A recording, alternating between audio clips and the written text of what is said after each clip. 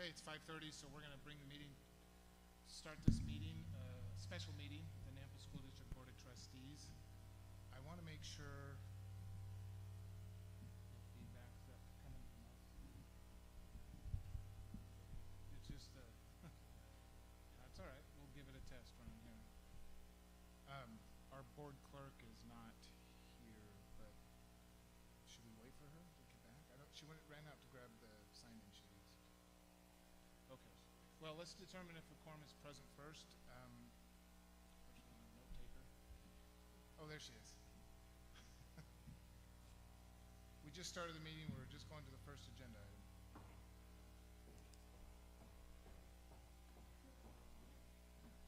No quorum. And we have 4 trustees here, so there is a quorum present.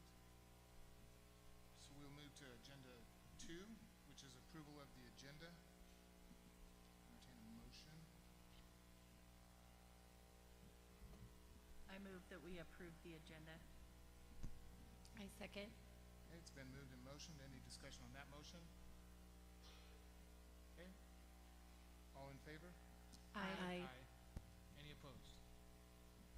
Okay, the next item on the agenda is public comments. I'm going to make a slight adjustment to this particular item. And we have some sign-in sheets for those who would like to comment on each of the agenda items. So what we're going to do with the public comment section is when we get to that agenda item, that's when we'll allow public comment for that particular item. And then we'll go to the next item, allow public comment for that item. That just kind of keeps it more organized to the particular agenda item. I'll just wait till we get to that agenda item. Okay, any questions on that? Is there any thoughts? Okay. So we'll move to the next action item, which is the next action item is the next agenda item. So the first item under action item is personnel report. I move that we approve the personnel report. I second. Okay, it's been motioned and seconded. Any discussion on the motion? All in favor? Aye. Aye. Any opposed to that? Okay, that motion is carried. That action item is approved. The next item under action items is interim superintendent.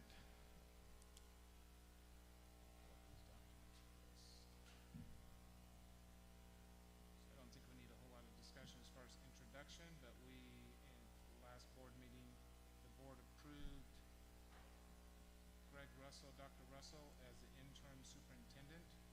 What we need to do in this meeting is what's on the agenda. And Dr. Russell, I guess we just start with you as far as let us know what you got. Yeah, I just wanted to, Chairman Kirkman and trustees, just wanted to share with you some general information around compensation for interim superintendent.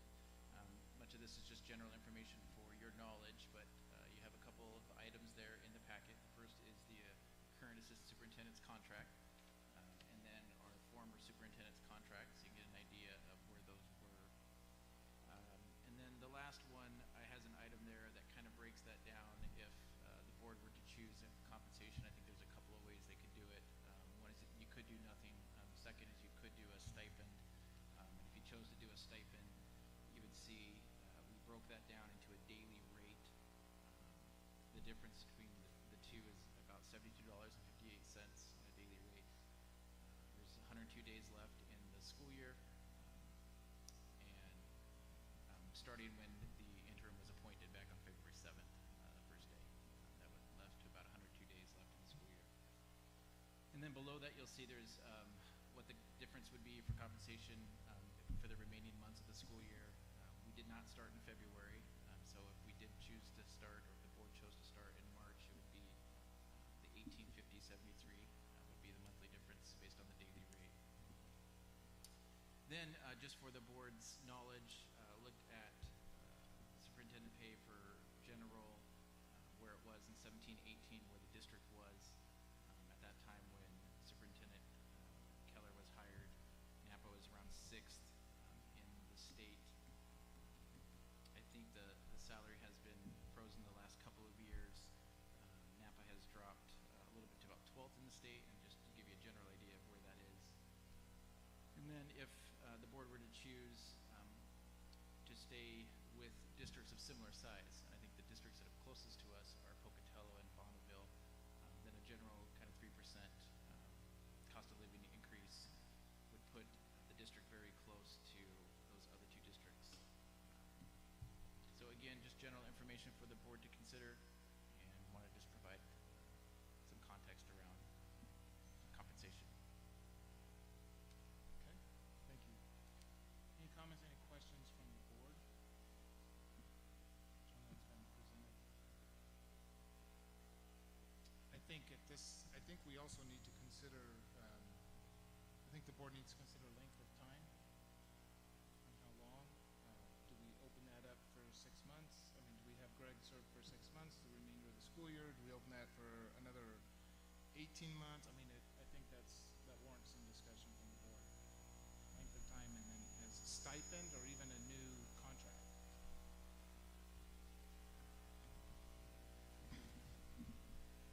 Go ahead. You have a comment.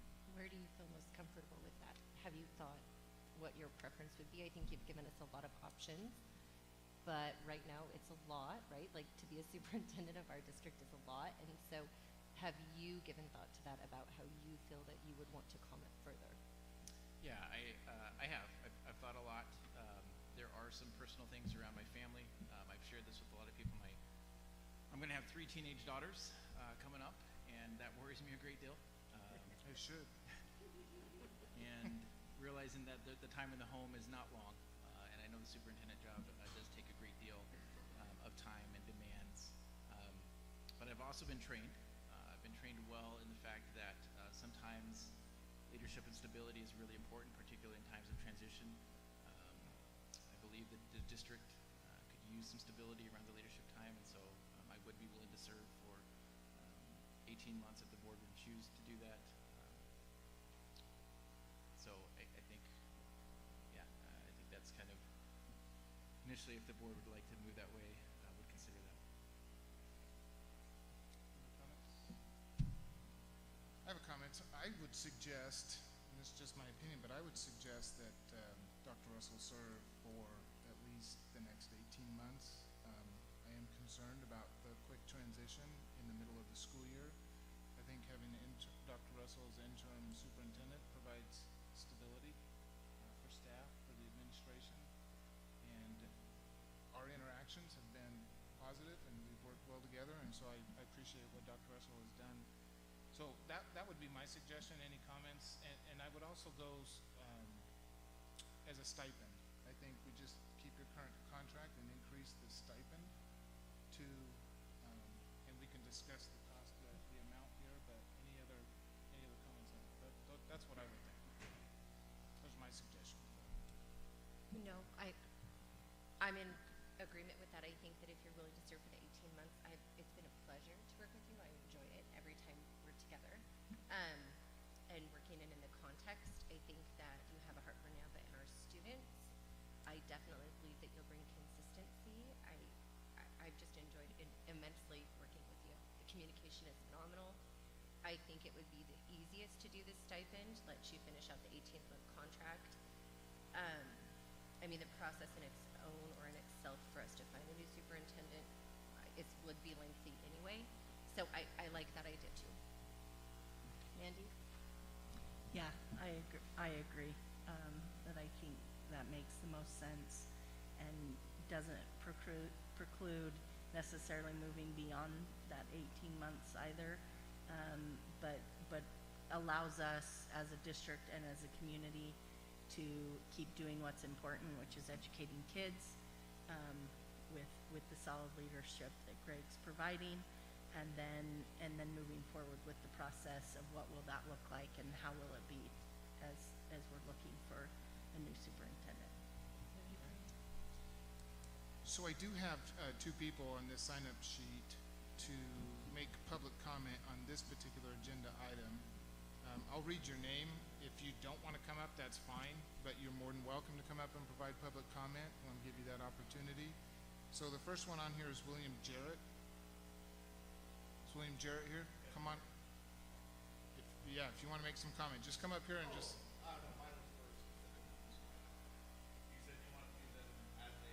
Yeah, this one, oh, you had signed up on the interim superintendent, so should that be on another one? Yes, it should be, Okay, I will, that's okay, I'll move your name over here, okay? But it's gonna be at the bottom of the list. So hopefully you weren't here at 4:30. Hopefully you weren't here at 4:30. All right, we'll make sure that we give you that opportunity also. And then the other name on here is Patrick Tanner. Do you want to make a comment for superintendent? Okay, all right, very good. So, yeah, you're on that one too. All right, well, that was quick. That's all I have signed up for public comment on this particular agenda item. So one other question I might have is, how long? We say 18 months, but is that like 18 months from January 18th? Or not January 18th, but February 7th. Yes, thank you. From February 7th, 18 months, or do we go to the end of the next school year, or what does that look like?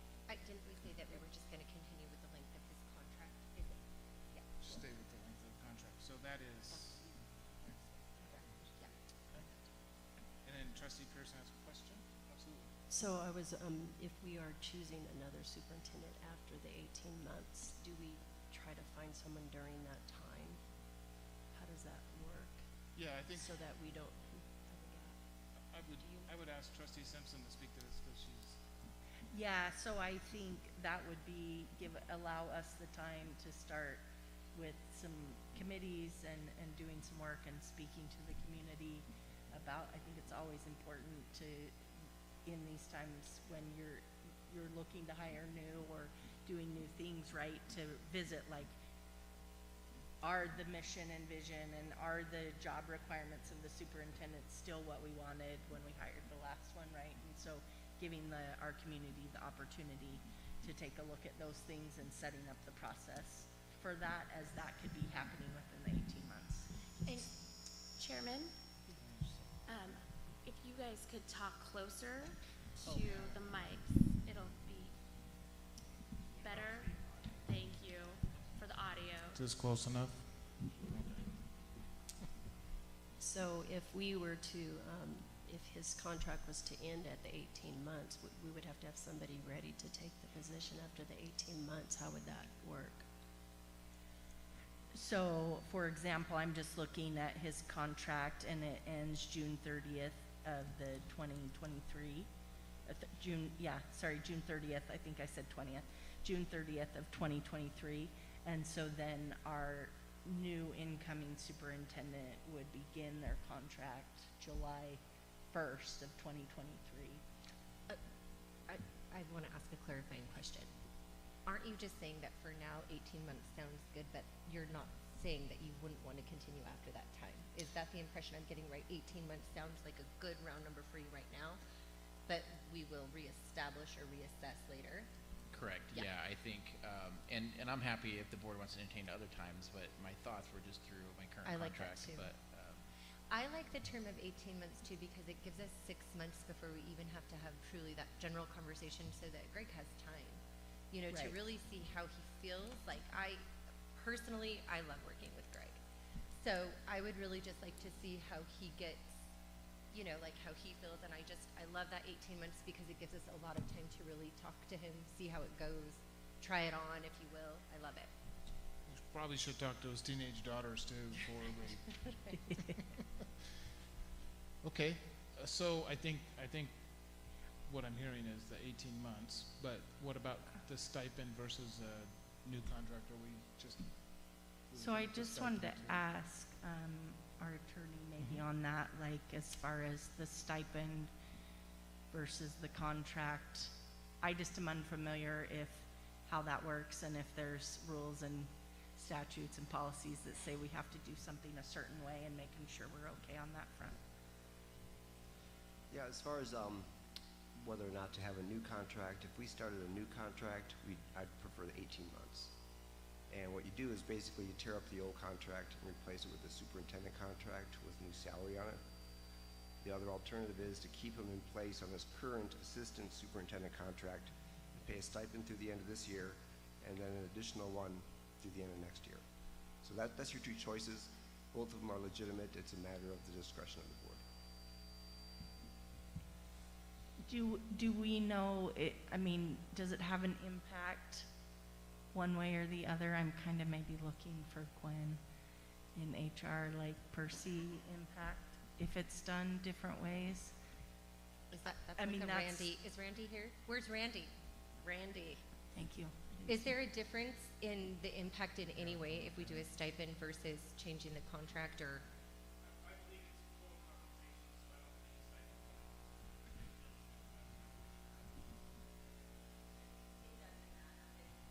Oh, Okay. I didn't see you, Gwen, I'm sorry. I was like searching it out. It's hiding in the dark. I have kind of a silly question though, but the assistant or interim superintendent versus superintendent on official correspondence, on emails, any of that stuff, does that change? I mean, if he can just be superintendent even though it's an interim status with the stipend and not a new contract? Yeah, actually, technically, you'd want to continue to call him interim superintendent unless you've changed his official title to superintendent through the end of his current contract, which is running under the assistant superintendent contract. So unless we get him a new contract as superintendent, the preferred term is interim superintendent, Okay. Could we just use IS for short? if you like. Okay. Any other questions, comments, clarification? Greg, do you have anything you want to add? Excuse me, interim superintendent.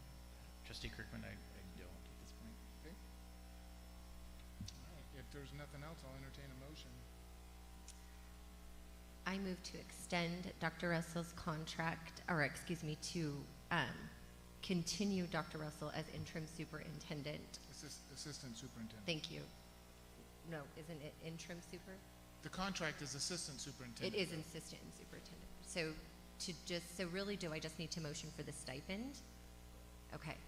So I motion that we give Dr. Russell a stipend for a difference in pay to bring him to superintendent level. Right? Does that work? Oh, both this year and next school year for the term of his contract. Do we, from a I- specific date? I'm happy to second, but I just wonder what that salary, superintendent's salary is Oh. that you're referencing. Sorry, I felt like we were just going to go to the previous salary, but we did not discuss it. So do we want to have some discussion on that? I mean, we can discuss it within the motion. It's up to, you know, it's up to you. I mean, we can discuss it now. I think Yeah. the rate here, from what I'm seeing, is 157,545.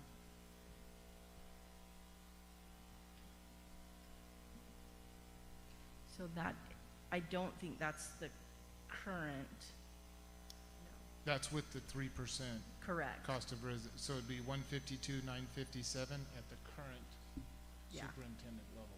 Correct, yeah. So yeah, discussion on whether to add the 3% cost of living or the current superintendent level.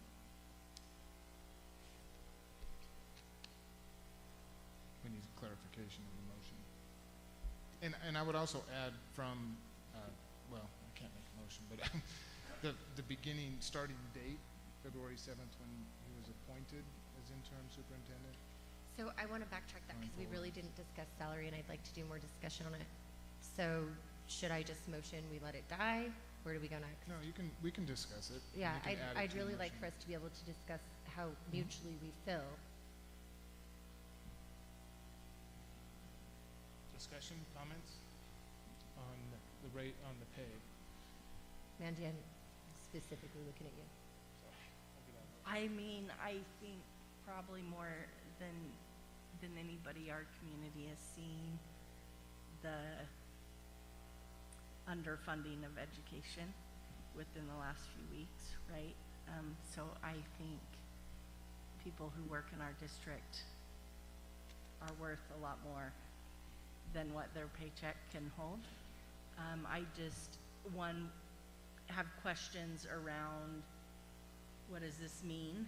And kind of my negotiation brain is thinking about if I don't have a problem necessarily with the 3% increase, but what does that look like for the current budget that we're under, talking to Randy, and then also moving forward, and typically practice as long as everything's going well and Greg's doing well, which, I mean, like you guys have stated, and my experience has been that he's doing well. I think so too. Is there another, if employees are given some sort of cost of living increase or a raise, the following year, does that include another one? And so I just worry that we maybe don't have all the information possibly from Randy about how that impacts the budget. And I know people will say, Mandy, it's $4,000, but I'm gonna tell you that in that budget, every single penny and nickel gets counted and accounted for, and then it comes from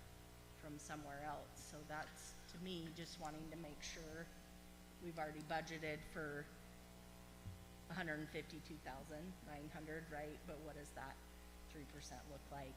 Does our CFO feel okay about that?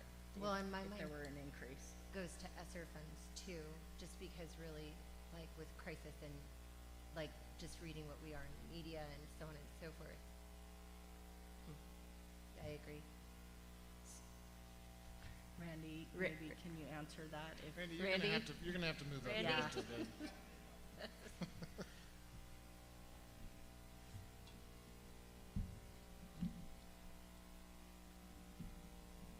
So you know you put me in a bad spot when you asking me to tell me my boss how much he's going to get paid and all, right? Honestly, I can't tell you anything about the budget. I mean, there's a big date obviously coming up next week. Yep. That's $8 million ask. $4 million of that is, or $3.3 million of that is something that is an ongoing money, right?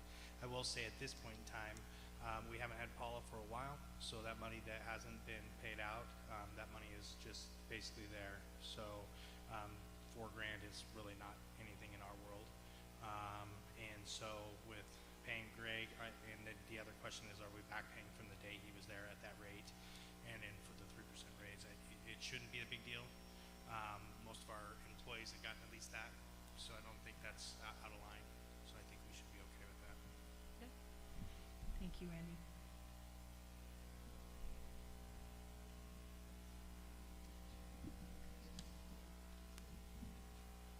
What? Okay with the 152? Is that what you're meaning? I think we're talking about an additional 3% over that, correct? Yeah. And I think that we just got that number was 4,000, correct? It's at the very bottom of the 4,588. stipend and superintendent salary info PDF. There's a second page, and you have to scroll down a little ways. Yeah, so that 4,588. Keep going. So that's for the year. There you go. That's Thank you. $4,500 That's why extra for the There's year. all this space. Yeah, For the term of his contract. which, I mean, would then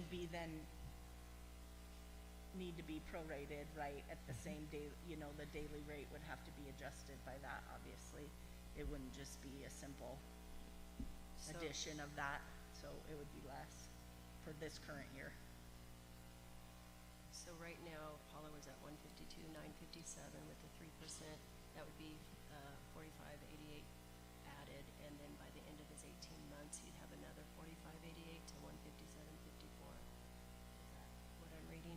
It would just become, that stipend would put him there. I mean, basically he will be prorated from when we put him in his position, and then it'll go through until next year. So, I mean, this year he wouldn't actualize that because we're halfway through the year. Mr. Chair, may I make a suggestion? Absolutely. Because we are essentially having Dr. Russell step into the shoes of Dr. Kellerer's previous contract, which also expired at the end of 2023, and we're doing stipends, probably the most efficient thing would be to have the stipend make up the difference between his previous salary and Dr. Kellerer's salary, which you had made through the end of 2023. And then if we want to look at raises going forward past 2023, that'd be a separate discussion for different fiscal year. Yeah.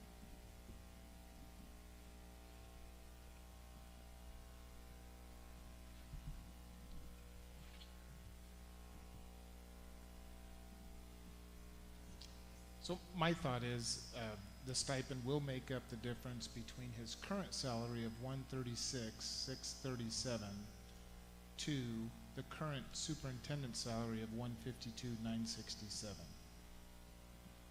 And that would be from February 7th to the end of his current contract, June 30th, 2023.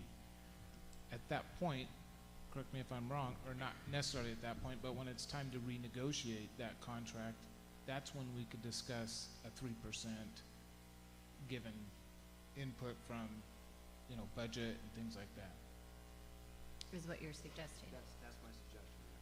Yeah. And that makes it very clean. I Very agree with clean. that. So moved. What'd you move on? I loved that too, I loved it. I would say, Chairman Kirkman, you made a beautiful motion. Yeah. That you're not allowed to. Let me see if I can restate It was just a suggestion. I'm not sure that I'll have the dates exactly right, so I'm gonna need your help with dates. Okay. I move that we, provide Dr. Gregory Russell with an interim superintendent stipend that would begin payment on February 7th. 7th, 2022, through the end of his existing contract, which is June 30th, 2023, to bring his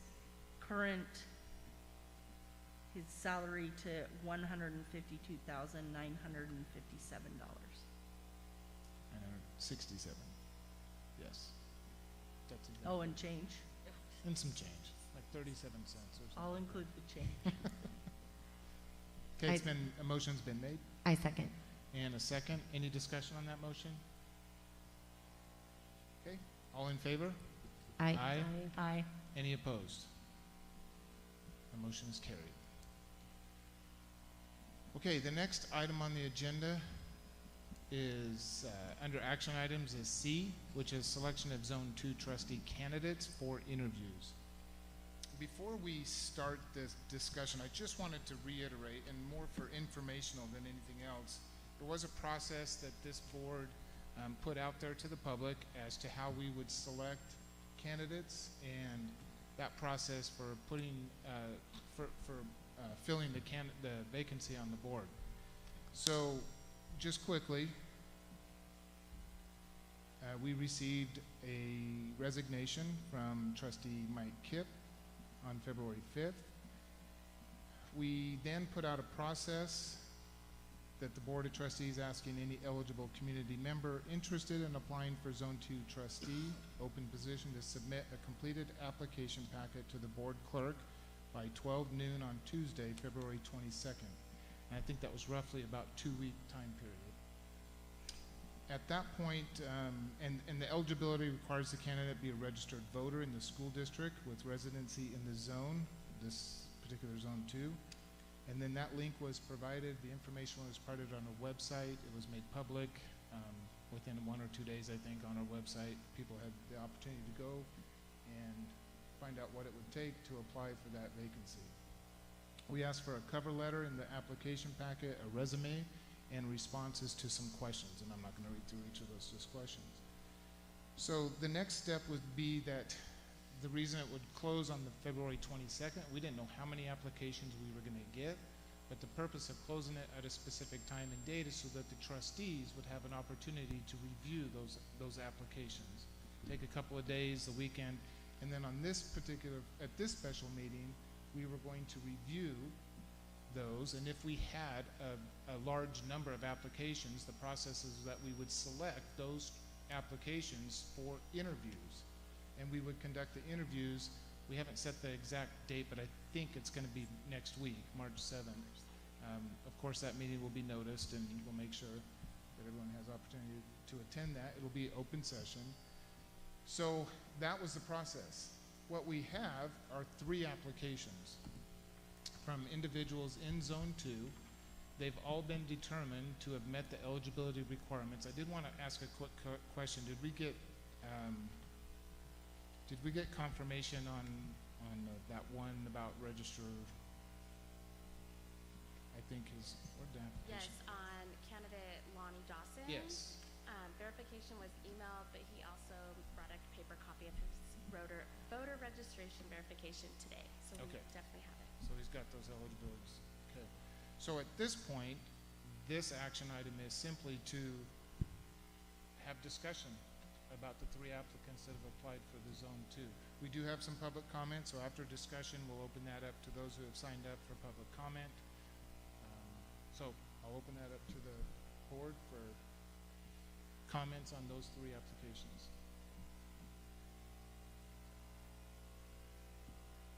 Nobody jump at once. Anything? Nothing? So they're gonna be here on the 7th, and we can interview them. If we and meet decide, them. yeah, if we decide to do these interviews, the clerk will set up interview times for, well, it would just be at that meeting in open session. On March 7th, they'll be present to interview. Yeah, they'll be here, they'll be like under the spotlight. Oh, lucky them. And they'll all be interviewed all at once together, rotating each question. I believe when I had asked each trustee about times and what date would work for them, it was March 7th, and I believe it was at 7 or 7:30 p.m. That Yeah. was the start time. 7:30 work for, Yeah. okay. So we'll have it 7:30 on March 7th. Make sure we get that notice. It'll be another special meeting. And then we will go through the interview process, make a selection on that date as to who the candidate will be. And then at the next regular board meeting, March 14th, is when we will provide that, yes, oath of office. Thank you. Okay, no comments? I do want to address a couple of comments. Well, let's open it up to public comment. So, since I have a couple of people signed up here. Deborah Goodwin, would you like to speak?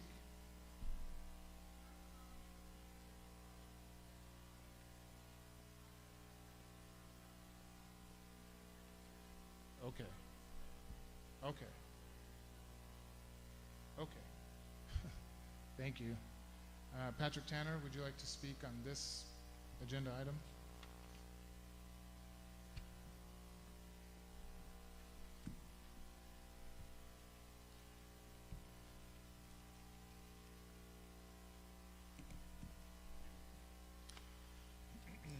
Hello, my name is Patrick Tanner.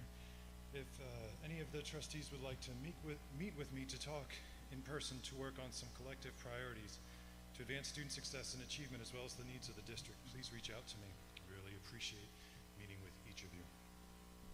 Truly my desire is to move forward together for student success. We can do hard things together, but we are not yet together. A few weeks ago, Chair Kirkman attended a listening session of concerned parents. I appreciate his willingness to attend. One of the questions the facilitator asked each table of attendees was along the lines of, in one sentence, what would you like Chair Kirkman to know about how you're feeling right now? The sentence that was developed at the table I sat at is as follows. It is a bridge too far to recklessly disregard and disrespect the diversity of our student body, the teachers, and the traditions of the district with a political and unwise running of the board that has crossed the line into gross negligence and educational malpractice. For background, the folks at the listening session felt disappointment, betrayal, scared, worried, rage, sad, and distrustful for at least the following distinct reasons. Because of the tone-deaf actions and statements of individual board Excuse me, members. does this have something to do with this particular agenda item, It the does. vacancy? It does. Okay. That align with a political perspective that devalues public education, students from different backgrounds, and students who enter their school day in a dysregulated state. Because of the way the prior clerk was unceremoniously removed from the meeting in January. Number 3, because of the way that the current clerk, who is working without a contract but with pending court proceedings, was outside of policy and protocol placed in her position.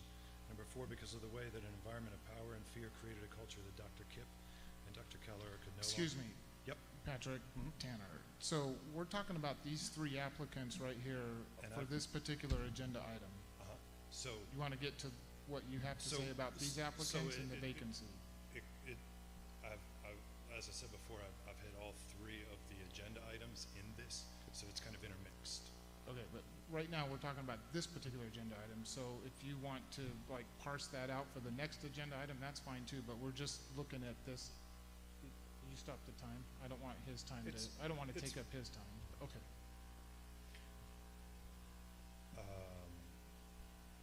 So I'll just, sure, I'll parse it out.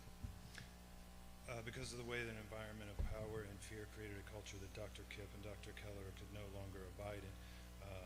And so there was also rhetoric about choosing a Zone 2 trustee who aligns with the perspective of Dr. Kipp. And so at the end of the meeting, Chair Kirkman, you asked for solutions. And so multiple parents were there talking about that we need someone who has similar perspectives of my kid. And so that is, that's that part of it. Okay. Okay. All right, thank you. Jamie Hosing? Hope I got that last name right.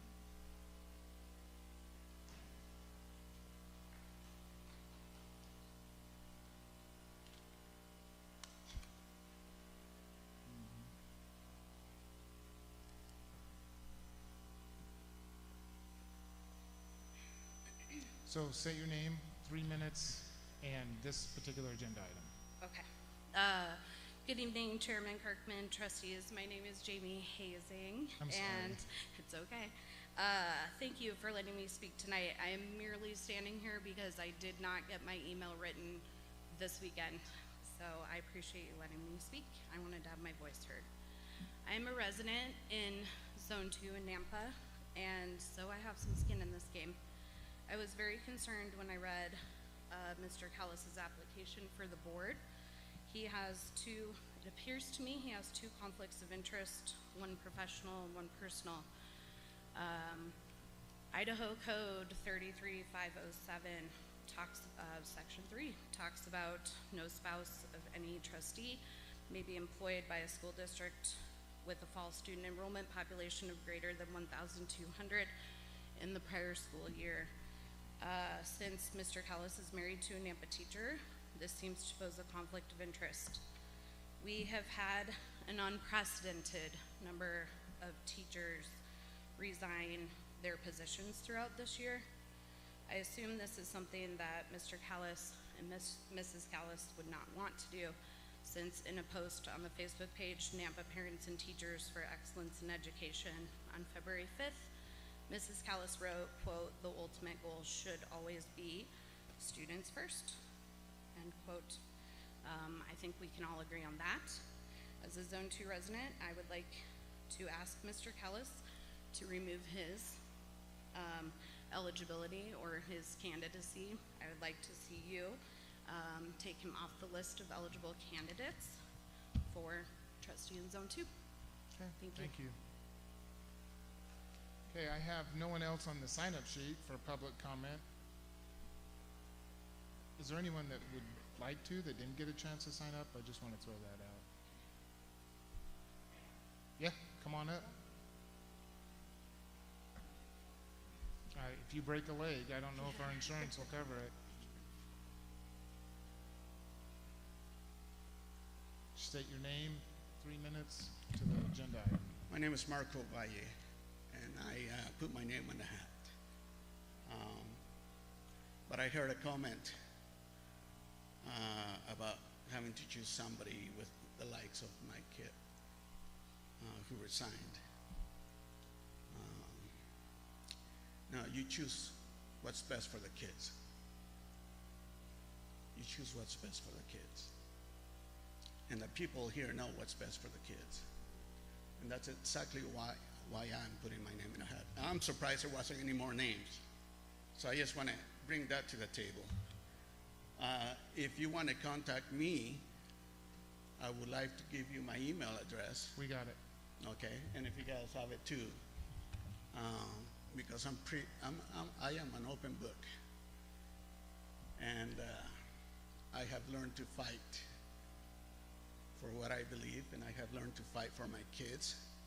One of them who has thought about suicide many times throughout his school year, his school term, who's disabled and has been made fun of, who's been bullied. So I understand a little bit.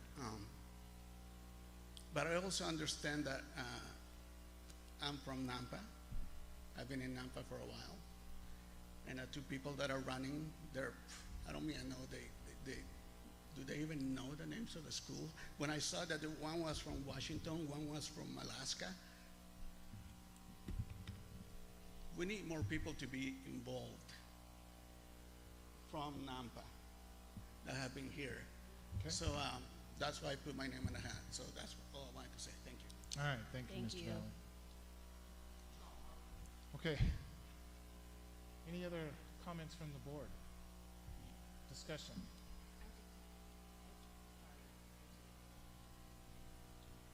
I just have a question for legal. Is there anything about these applicants that disqualify them legally?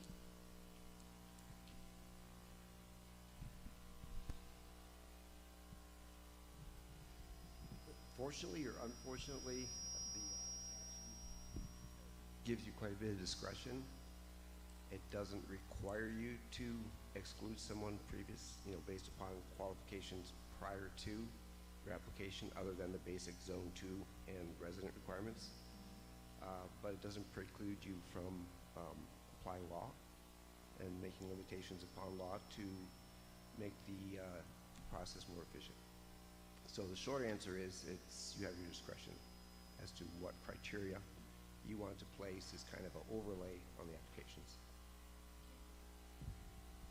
So I got a few emails about this particular agenda item, and so any emails that I refer to, and I have printed off all the emails that came to me, at least up until about 2 o'clock today. I don't know if any others. And they will be entered as part of the record as far as our discussion. So I do want to ask a couple of clarifying questions, probably directed at the attorney. And the eligibility, I don't think, is in question.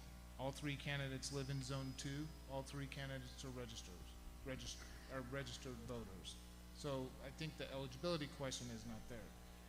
My question, and I think this is just clarification, is one of these emails says it may be necessary to look outside Zone 2 if that is a possibility. My question is, if we have three qualified eligible, well, let's just use the term eligible because we're going to determine qualification through the interview process, but if we have three eligible candidates from Zone 2, can we even look outside that zone?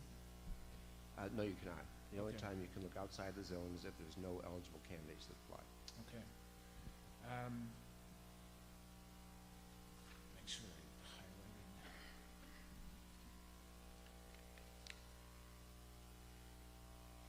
One other comment as I'm looking for my other one here is I was a little bit surprised also that we only got 3 candidates. I was expecting about 12. Yes. I'm not sure if you want to allow one more comment that just came down. They wanted to know if they could provide public comment after Marcos. Sure. Who was it? I'm not sure of their name, but I think they'll come down. Bessie, is that you? Come on down.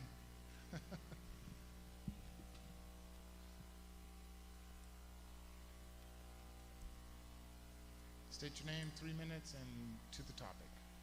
I get winded easily, so excuse me. My name is Bessie Yealy, and I'm a mother of 2 Nampa students in the district, one of whom is disabled. Excuse me. Okay, so the reason I came up here to say something is because my KIP had a heart for special education. And I respect what Marco said about having a disabled student in our district. However, if the board chooses to go forward with these candidates, I would like, in the spirit of my KIP, for you to consider special education in your decisions, not just in this zone appointment, in special education in all of your decisions. I would appreciate that, since Mike Kibb always brought that into the board meetings, always. And it was a big part of who he was. So if you're going to consider an applicant for this zone, please, please, and spirit Mike Kibb, consider special education. That's all I have to say. Okay, thank you. Okay, the other comment through an email that I received was the ineligibility of one of the applicants. I think it was Mr. Callis, as his wife is currently a teacher. Well, I don't think, and this is just coming from me, I don't think that decision needs to be made between the applicant and their spouse as to what's going to happen if that individual is chosen as a trustee. At that point, the law is your spouse can no longer work for the the district. So at that point, the determination needs to be made, and I don't think that's our decision to make that for them. If that particular applicant is selected to fill the seat, then they need to make that decision of whether or not to withdraw their name and resign from the board the minute they were appointed. I mean, that's a reality that we may have to face, or that the spouse then terminates their employment from the district. But again, I think it's fair. Anyone who has applied, and everyone had an opportunity to apply for this vacancy, anyone who does apply should be given the full consideration through the whole process, rather than trying to preempt somebody who at some point may not be eligible. That decision, though, needs to rest with them. Any comment? Any further discussion? I would agree. I appreciate when people speak, but the greater good is relative to you for your situation. The greater good is relative to how you feel about yourself. So it's difficult for me. I received more emails about people's idea of my ideologies, people's idea of what I do, people's idea of my philanthropy, people's idea of how, I do or don't feel. And that was really all that I received as far as email about Zone 2, and then also people who said they wanted to apply but didn't. It's unfortunate. I think that we were all looking to take a multitude of applicants. Please don't let your own bias get in the way of moving forward with your decisions. Mr. Walther, I do have another question. There is an applicant who currently is a bus driver, and the bus company is a contractor with the district. So that particular individual, is he considered an employee as far as the statute is concerned? That one's a little more nuanced. I'd have to look at it, but if he's strictly an employee and doesn't have any profit-sharing ability through the contract with the district, then there would not apparently be a conflict. Okay. That's one I'd have to look at a little bit deeper to be certain. But on the surface, it doesn't appear to be a conflict. Okay. And if that individual is selected to fill the vacancy, again, it may have to be that decision of that person to terminate their employment with the bus company. And we can, I guess, cross that bridge when we get to it. That would have to be looked at, but it's possible. Okay. Okay, just want to make that clear. So, action item. If there's no more discussion, I will entertain a motion. And so we're clear. I'll just let you probably know exactly what you're going to do. I move that we interview all 3 eligible candidates that filed for the Zone 2 trustee position on March 7th. I second. Okay, it's been motioned and seconded. Any, all in favor? Aye. Aye. Any opposed? Okay. The motion carries. We'll set the interviews for March 7th. Okay, the next item on the agenda under action items is board clerk agreement.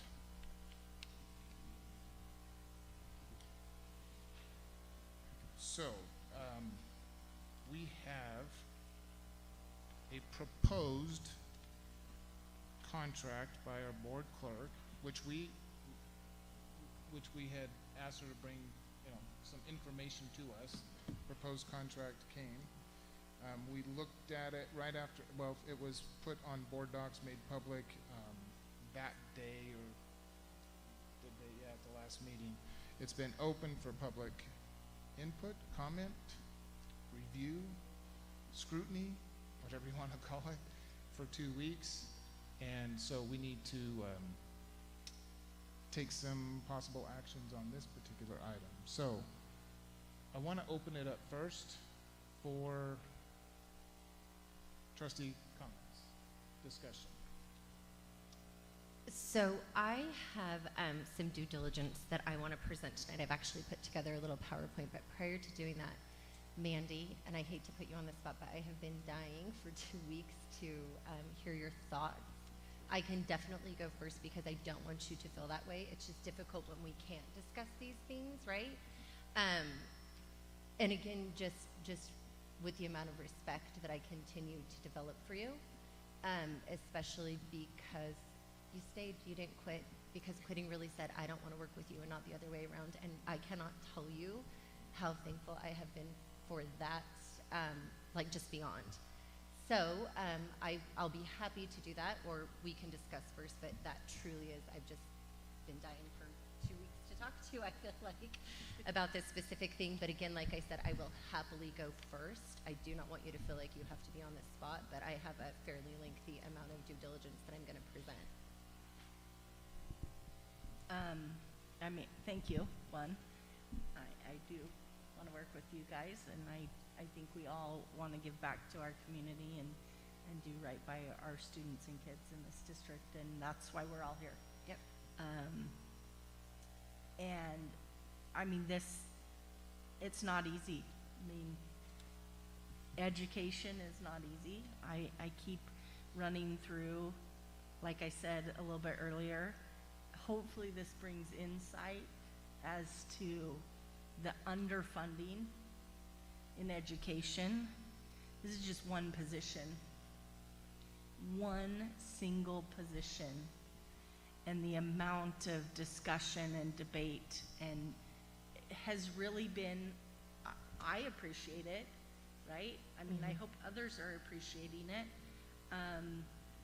because as I read over, like, the things in the packet from last meeting that our board clerk is wanting to do for us, it's not different than when our previous board clerk did for less than $9,000. It's not any different than what I would say, I mean, I would say 90, and I think I'm being generous in my, like, not generous leaning, like there are more people, some people I know that hit the door running and they're the last ones in and last ones out, and they don't have to do a lot in education, and they get their hourly wage and they're done. Every job's gonna have that, right? Where they're not going the extra mile and doing more. But I'm gonna say 90% of the people in this district, and specifically this district, are doing above and beyond. And above and beyond what they're being paid. And that's a system state problem that we have, not just a Nampa problem. Yeah, I read the master contract. Right. Yeah. I mean, I think that brings highlight to this. Something that really just came to my mind. So, I've sat on the negotiation team, actually on both sides. I've sat on the teacher side of the negotiation team in this district. I've sat on the district side. And it's not an easy process, but one, cheer and dance stipends came to mind. And I'm gonna look at Jamie, she's shaking her head, and look at Greg. And it was not a 1-year conversation. 3 years, we've been talking about increasing cheer and dance stipends. Is it like now I'm gonna look at Randy.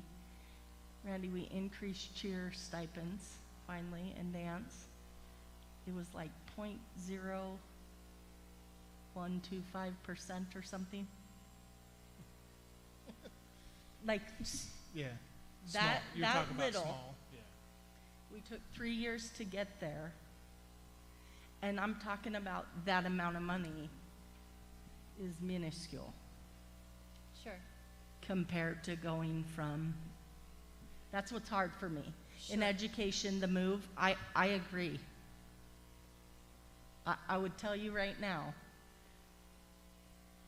if funding was different, like, yes, let's pay every single person what they deserve. It's really hard for me. It's really hard for me to go from just under 9,000 to a $72,000 contract. Sorry, I mean, and I If don't. we're- Hold on just a Sorry. second. If we're ever gonna get through this tonight, please, I know where most of you feel. In fact, I think I pretty understand where all of you are coming from. So I think the applause really is not necessary. Appreciate it, but not necessary. So please refrain from applauding. And my apologies for interrupting. No, I just wanted to say too, it is for an efficiency, and I know folks want to be able to voice and to advocate for the side that they're on, but just out of respect for the meeting and the process and the time, like, both sides, we're all here because we care about kids. I just want to remind people of that.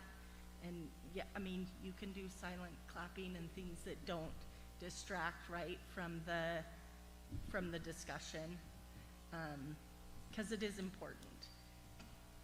That's not to say that I don't think, has nothing to do with Chrissy, right? Has nothing to do with the job. I've worked with Chrissy. Chrissy does an excellent job. I think part of this was hard for me because people didn't quite understand. Well, we already really hired Chrissy already, and this is now working out the contract. So the piece of it, though, that just is difficult to take is that, to me, that amount of money may more closely match business, professional business. It doesn't match what happens in education. And so where do we go from there, right? Sure. I mean, No, totally. I've had a robust education on the master contract. It's, you know, it's a lengthy read, and it's so enlightening to see why education itself becomes more institutionalized, because teachers really, regardless of, right, like, it's education and tenure, and education and tenure. So it does become more of a difficult, or a more, what is it, not palatable, but like a bigger piece or chunk to understand. Again, like I said, I had been waiting for 2 weeks to hear your comments, so I just had to ask. I really, you know, wanted to know, and just with you being here and you being on negotiations, because it's the first time I had had such a lengthy interaction with, like, from our contract to Boise's contract to West Ada's contract to classified to certified to, it was such a robust understanding, and it was just like eye-opening, I guess, but also at the same time just like, it's so great to learn new information for me. Like, I enjoy that part of things, so I had wondered what you would have to say, because I spent so much time reading contracts, so I appreciate that.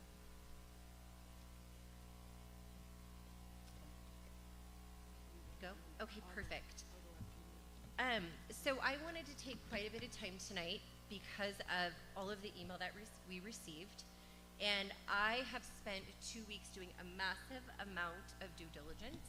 So I'm super excited to present to you guys. I will be referring a lot to email. They are all in PDFs. They will be shared after the meeting so that you guys can view what I see here. So we're going to start just simply, so first, there is so much inaccurate information being spread about our recent clerk appointment that I thought it would be best this evening if I presented my due diligence in a more functional way. My presentation tonight will cover a multitude of questions and comments that we have received from the community, as well as a better understanding of who Ms. Lamont is and a breakdown of her contract. First and foremost, my relationship with Krissy LaMont. I first became aware of Miss Lamont when she was facilitating professional workshops for our previous board as their ISBA representative. I got to know her a bit better on the campaign trail as I reached out to her numerous times to call upon her expertise. I want to make clear that she has over 15 years of experience in this field. Her expertise includes, but are not limited to, open meeting law, best practice, conflict resolution, leadership development, board training, public school finance, superintendent evaluation, continuous education, improvement planning, governance, etc. And her vision and mission behind 3B is groundbreaking and just what I feel like our board needed to navigate these current times. A similar statement has also been given to Idaho News. It simply was not added to any of the articles that they have run regarding this matter. I want to additionally assure the community that Krissy and I had no relationship prior to this time. I have asked Krissy tonight to personally present on a few topics about her professional history. Prior to this, however, I would like to address how Krissy was hired and any questions regarding the legality of why the board was able to appoint her in this way. I really appreciate what you said about people not even realizing that Krissy is our clerk. She is not our interim clerk, she is our clerk, and up until this time, Krissy has received no compensation. I have up there the statute so that you guys can read that. You probably can't see it, but again, we'll share it. It's simply the statute. So that's the code. I can't do both. I thought I would have more functionality, but it's Idaho Code. Can you read that, Mandy? 33506? Yeah, 33-506. Perfect. So if you guys want to follow along, you can look that up, but that is exactly how the law reads. So that is the board business first meeting. So I would like to talk to you guys about how I perceive our Board of Trustees. I look at our Board of Trustees as our community arm. The clerk is appointed to serve as a check and balance to the system. The clerk reports directly to the board. One of the biggest reasons that I believe we have been in crisis mode for the last few years is that we have an unbalanced relationship of an understanding of our board and its duties. At this time, I have asked Ms. Lamont to present her background education, her journey to get where she is today in her career, and an understanding of what 3B is and why it was founded. I first want to make clear that the letters posted to the agenda were for the purposes of this presentation only. I want to make clear that they were never to be used as letters of recommendation for this specific role, but to assist in laying the foundation of her qualifications. If I can, next slide. Thank you. This is a screenshot from my trustee email in case anybody wants to public records request it, dated 2/21. This specific email is an email that Krissy sent to us about her business 3B.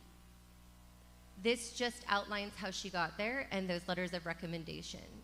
Shortly following this email, I asked Krissy to include these things in our board packet. Let's see, sorry. Okay, perfect. I wanted to specifically share this before she presents because of the misinformation shared in a recent article about the nature of what these letters would be used for. On 2/24, we received a letter to the entire board from Karen, and I'm so sorry, I feel like I'm going to butcher this name, Echeverria,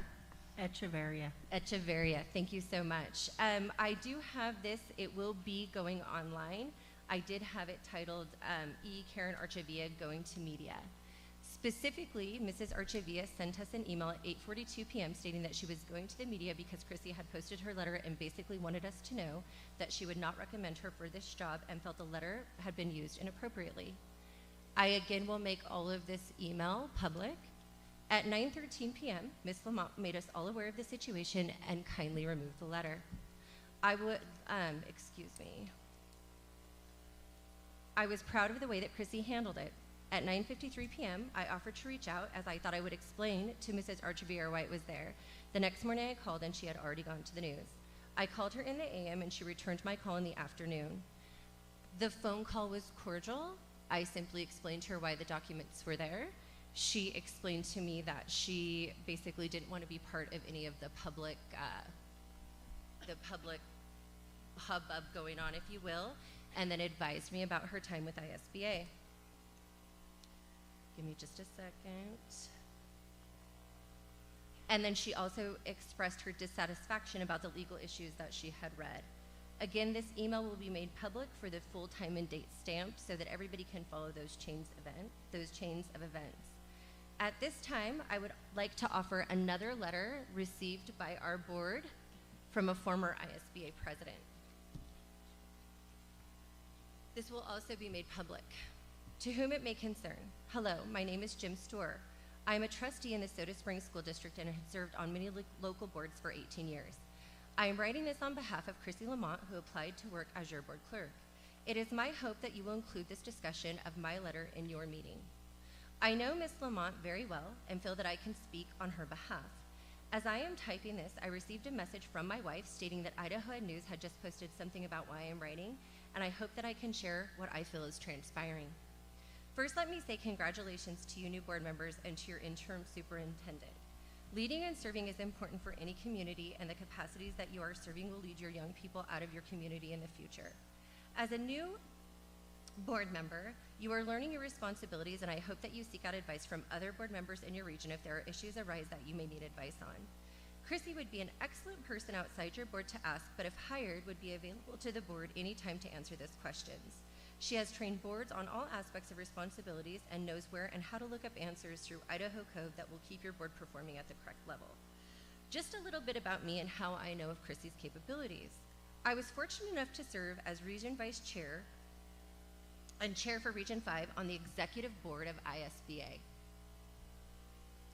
I served 4 years in those positions. Then I was asked to submit my name forward to serve in the Officer Corps of ISBA. And so I served another 4 years working closely within all ISBA staff and its former executive director. So I learned the inner workings of the association and learned of the character styles of each of the staff. If there is one word to describe Krissy, it's energetic. She was able to liven up a board meeting or board training, and I like that about her. But she also knew the materials she was sharing and didn't have to stop to find the answers. She knew them and would share them. Having a knowledgeable clerk is paramount to the working of the board. If you learn your roles well, you will find that the clerk is your #1 call when finding out what's on your agenda and concerns that might need to be addressed. Remember that you provide the leadership and hire a superintendent to steer the goals that you implement. The clerk works with the district staff and chairman of the board to create your agendas, and Krissy would be outstanding in guiding a new board when asked to have a pertinent information needed to best make decisions in your district. Earlier I stated while serving as an officer, I learned of the character styles of each of the staff. No one is perfect, and sometimes we make mistakes or don't meet exactly the standards that someone has set for you as an employee. It saddened me when I heard of a couple of staff that had either been let go or left on their employment from ISBA, Krissy being one of them. I felt at the time that it was a character style or personality difference that led to Krissy leaving. As a trustee who has served for as long as I have, who has been active in ISBA and its management, I felt that maybe enough wasn't done to retain such valuable assets. Districts across this whole state of Idaho wanted these two folks to do their training because we trusted them and learned each time we were with them. I know that the inter-office relationships can change in what was happening at the time. I felt that it was wrong that the ISBA dismissed them, and know that ISBA will feel the effects of their decisions for years to come. I know I will still push to use her and one other to do our board trainings because we have that trust. The outgoing director of ISBA, in my view, did a disservice to our membership and is still doing a disservice in your decision whether to hire Ms. Lamont or not. If a recommendation was used that was given to her prior, then she should be able to reference it in her accomplishments for the Under 40 award that was recognized while she worked under the former director. The former director will continue to attack her character, as again it comes down to personality, not ability. Krissy LaMont has shown that her knowledge and desires are to make boards be better boards, and yours with the help of Krissy will be just that, better. I follow education across the state and watch closely what is happening in most of the districts. It's never good usually to be in the news, but to be in the news, usually you reach out to someone who delivers or make enough of the public mad that they want to have you come cover the proceedings. The change in your district is a major one, but with the guidance from each other and a superintendent that performs his role, patron input, and a clerk that knows her role, you will accomplish great things. I ask you to consider Krissy for her abilities to do the job that your board is asking. Ignore all the noise that will continue to come as it will, no matter the decision. If your decisions are based on what is best for the student, then you're doing your job. Thank you so much for your time in reading this. Jim Storer, Trustee, Soda Springs District 150, past President ISBA, and then his address is provided.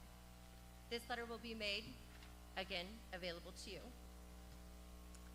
And yet I continue. At this time, now that we've laid the foundation, I have asked Ms. Lamont to present a little bit about herself and who she is.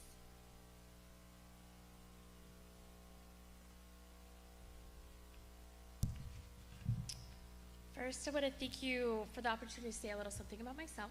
You gotta say your name first. I was going to. My name is Krissy LaMont. I have 4 years of board clerk experience at the minimum. That was Say that directly again. You have what? 4 years of experience just as the board clerk prior to ISBA. The past 8 years, I have been training school boards, board clerks, superintendents, district staff, charter staff in Idaho, Alaska, Oregon, and Texas. A quick overview in trainings I have provided include, but are not limited to, Ready, Set, Govern, board conduct, the good, the bad, and the ugly, Robert's Rules in running a meeting, governance camp, open meeting law, conflict of interest, boardroom audit, communication is key, positive, productive, and purposeful community relations. We are where we are and where we are going. Set clear goals and accomplish them. Systems review. Professional boards inside and outside the boardroom. Superintendent evaluation. How to conduct a superintendent evaluation. Setting goals and measuring growth. Board and superintendent teamwork. Effective community engagement. Board best practices for board chair, and board clerk. Board authority. Funding and finance. Unity and trust. Board meeting 101. Fiduciary responsibilities. Board standard operating procedures. Key school, board, and superintendent roles in budget, finance, curriculum, student success, hiring, policies, superintendent evaluation, superintendent board relationships, community engagement. Those are just a few. I've also facilitated town halls and listening session on hot topics, but are not limited to the change in mascots, safety concerns, finance concerns, and conflict resolutions, to say a few. I also have sat on the Principal Evaluation Committee, where we finalized the Principal Evaluation tool that the state's using. I also received the 2019 40 Under 40 Award. Next, I would like to address some items reported in the news about me. Firstly, the misdemeanor that I pled guilty to does not disqualify me from being hired with your district, nor would it disqualify me from holding an Idaho teaching certificate. Secondly, there is a pending charge against me. I am innocent until proven guilty, and I anticipate those charges to be dropped. Lastly, my lawyer has indicated to me that I don't have a failure to appear charges. He believes that is an error without fact-checking on multiple levels. Last year, I started my own business called 3B Building Better Boards. After a change in leadership at ISBA, I just felt like I needed to do what was best for boards and best for myself and feel supported. 3B's mission is to advance organizational boards to a gold star standard of operations so that they can move the organization forward in a positive, productive direction. You ask, what has 3B done? Well, 3B is a state-approved trainer. We applied in September 22, and we were approved on October 8th by the State Board of Education as a state-approved trainer. What does that mean, you ask? Or you're thinking, right? Under Idaho Code 33-320, school boards are allocated $6,600 for board training by a state-approved trainer. Why is that a fun fact? Well, that is a fun fact because up to $6,600 of my salary would be eligible for reimbursement. How? When I am educating and training the board or board members on the eligible topics under Idaho Code 33-320, the topics are finance, governance, ethics, superintendent evaluation, and continuous improvement planning. What else have we done at 3B?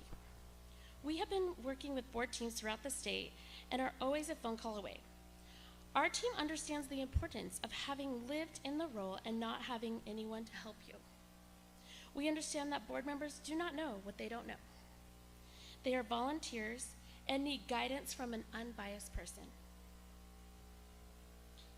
In a short time as your board clerk, I have identified a few board responsibilities that are required your immediate attention.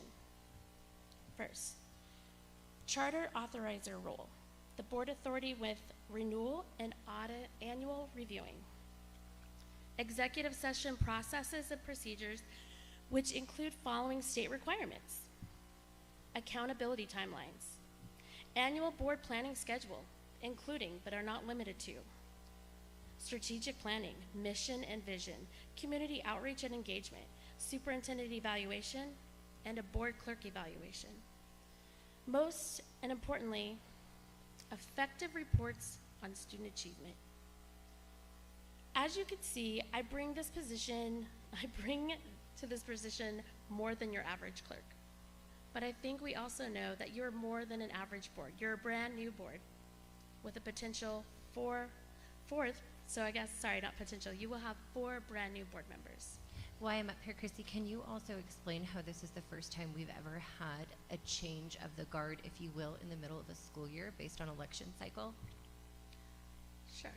So within the election cycle changing from May election cycle for board trustees, it has went to November, meaning that your organizational meeting and your oath of office for those new board members after the election that they were voted on went from July during your fiscal year, so school board's fiscal year is from July until June 30th. Now it is January 1st is when you take your oath of office. So in the middle of a fiscal school year. A middle of a fiscal school year, a middle of evaluation cycle, a middle of, I would say a middle in your whole process and planning while you're getting ready to start negotiations, building a budget, looking at how to move forward for the next year, and the legislature also starts in January. So a few things going on during that month. Thank you, Chrissy. Sorry, I didn't mean to interrupt you. It's okay. Not to mention a new interim superintendent. Yes, and I like to build. Which was after the fact anyways. True. I like to build teams. I do a lot of long-range planning, but it is only as good as your leadership team. I think we're like a family sometimes. We're all going to get along, but sometimes we're a little dysfunctional. We agree to disagree. And so you really become a team. Thank you, Chrissy. I'll stand for more questions later. Yeah. Does anybody else have anything for Chrissy, or shall I continue? Okay.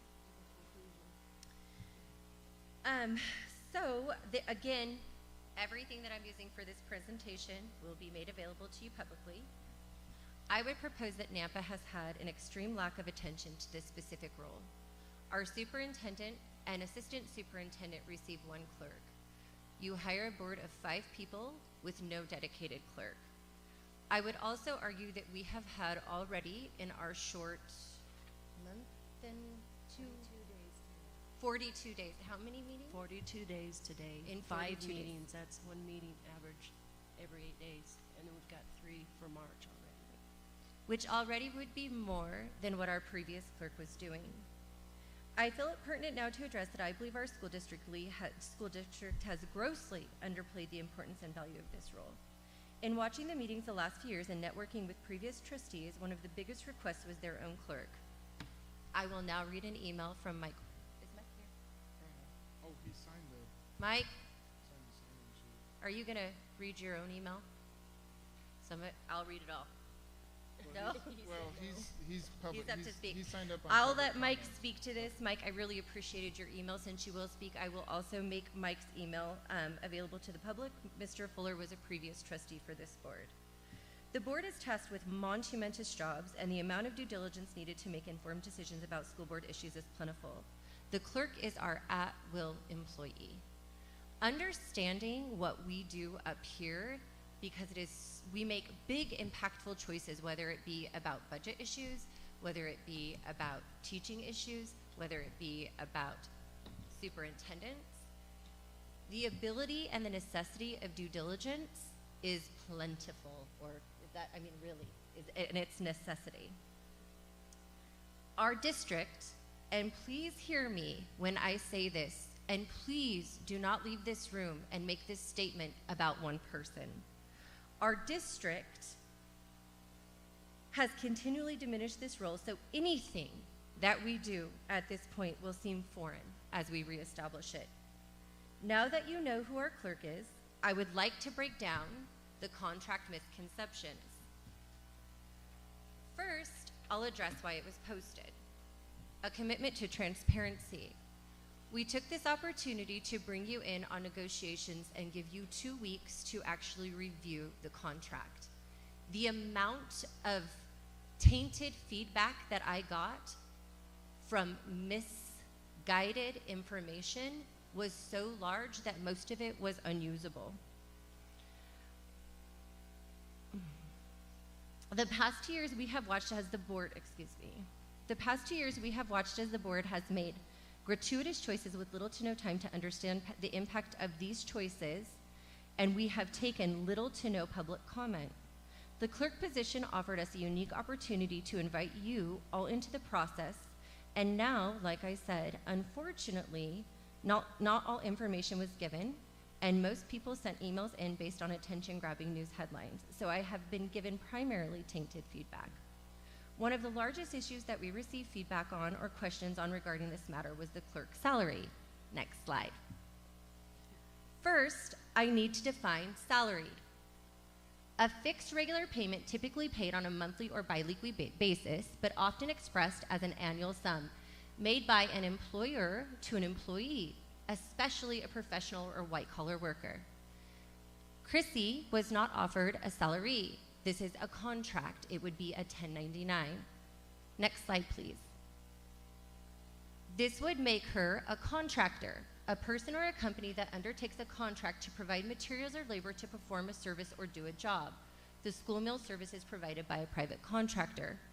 This will help in understanding the difference in cost of impact for teacher, classified or certified staff. Next, please. Great. Let's start with the number that Idaho Ed News used in their statement. Last year's clerk made $8,568. Nampa's average teacher salary is $49,926. Let's do the math. The formulation for a district salary cost because of a benefits package is salary cost times 20% plus $8,500 for benefits. This is a simple number. There are other things that go into this calculation. We'll get to that at the bottom. So your calculation for a teacher making $49,926 plus the 20% is $68,411 total cost per teacher making this wage. Full time for this position is 40 hours per 185 working days. There are 365 days in a year. Does everybody now understand, or hopefully now we can all understand that we're talking about cost to district. With Chrissy being a private contractor, there is nothing additionally added to her wage whatsoever as laid out in the contract that has yet to be accepted. Next slide, please. Now we'll talk about salary for classified staff, and we will also discuss last year's clerk's full wage. Again, these will all be made public as they are all part of our emails.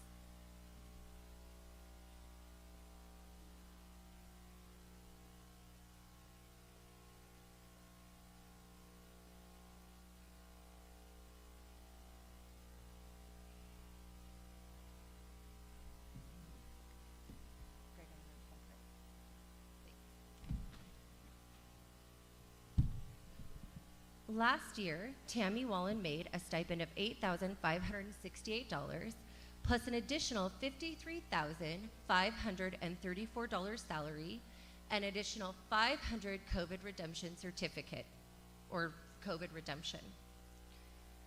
She was paid this way because she wore two hats. She was the previous superintendent assistant. We will post that job description online for you. And then she also received a stipend for the clerking. Ms. Wallen resigned in December. I, even though I'm a board member, found out just when the board packet was announced before our previous meeting. That's the type of communication that I received regarding that matter. In 2020, the stipend was $4,200, and in 2021, the stipend doubled to $8,568. What I find is that you cannot serve two masters. We cannot have the same clerk as our one employee. It just creates a conflict of interest no matter how great of a person you think you are. It just doesn't work, because there are things that have to be done by this board that can or will or could potentially lead to things that would need conflict resolution, because again, the monumentous decisions that we are dealing with. This will all be made public after this meeting. Additionally, at the same token, I would like to talk about the amount of money that we have paid to ISBA for specifically just training. In 2021, we held a training that cost us $2,800. This was one professional development training with Krissy.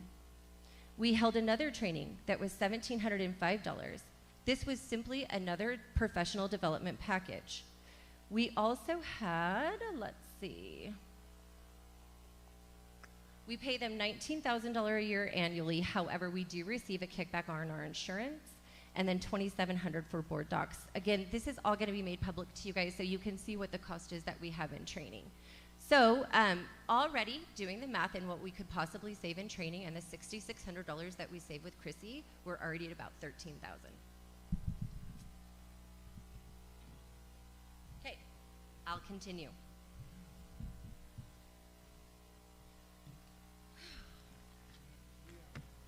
Hours, great. Now, we've already determined what Tammy Wallen was making, so I would like to invite you all to do the math with me about what Tammy Wallen's cost to this district was just for her one position as actually the superintendent's assistant. So let me give you guys that number. You guys can do this. Hey, please. Look, no, you're all going to get, listen, you're all going to get an opportunity to comment. You have an opportunity to comment. Sir, listen, you can, look, you're going to have an opportunity to comment. You can wait then or you can wait outside. But please, you're going to have that opportunity to comment.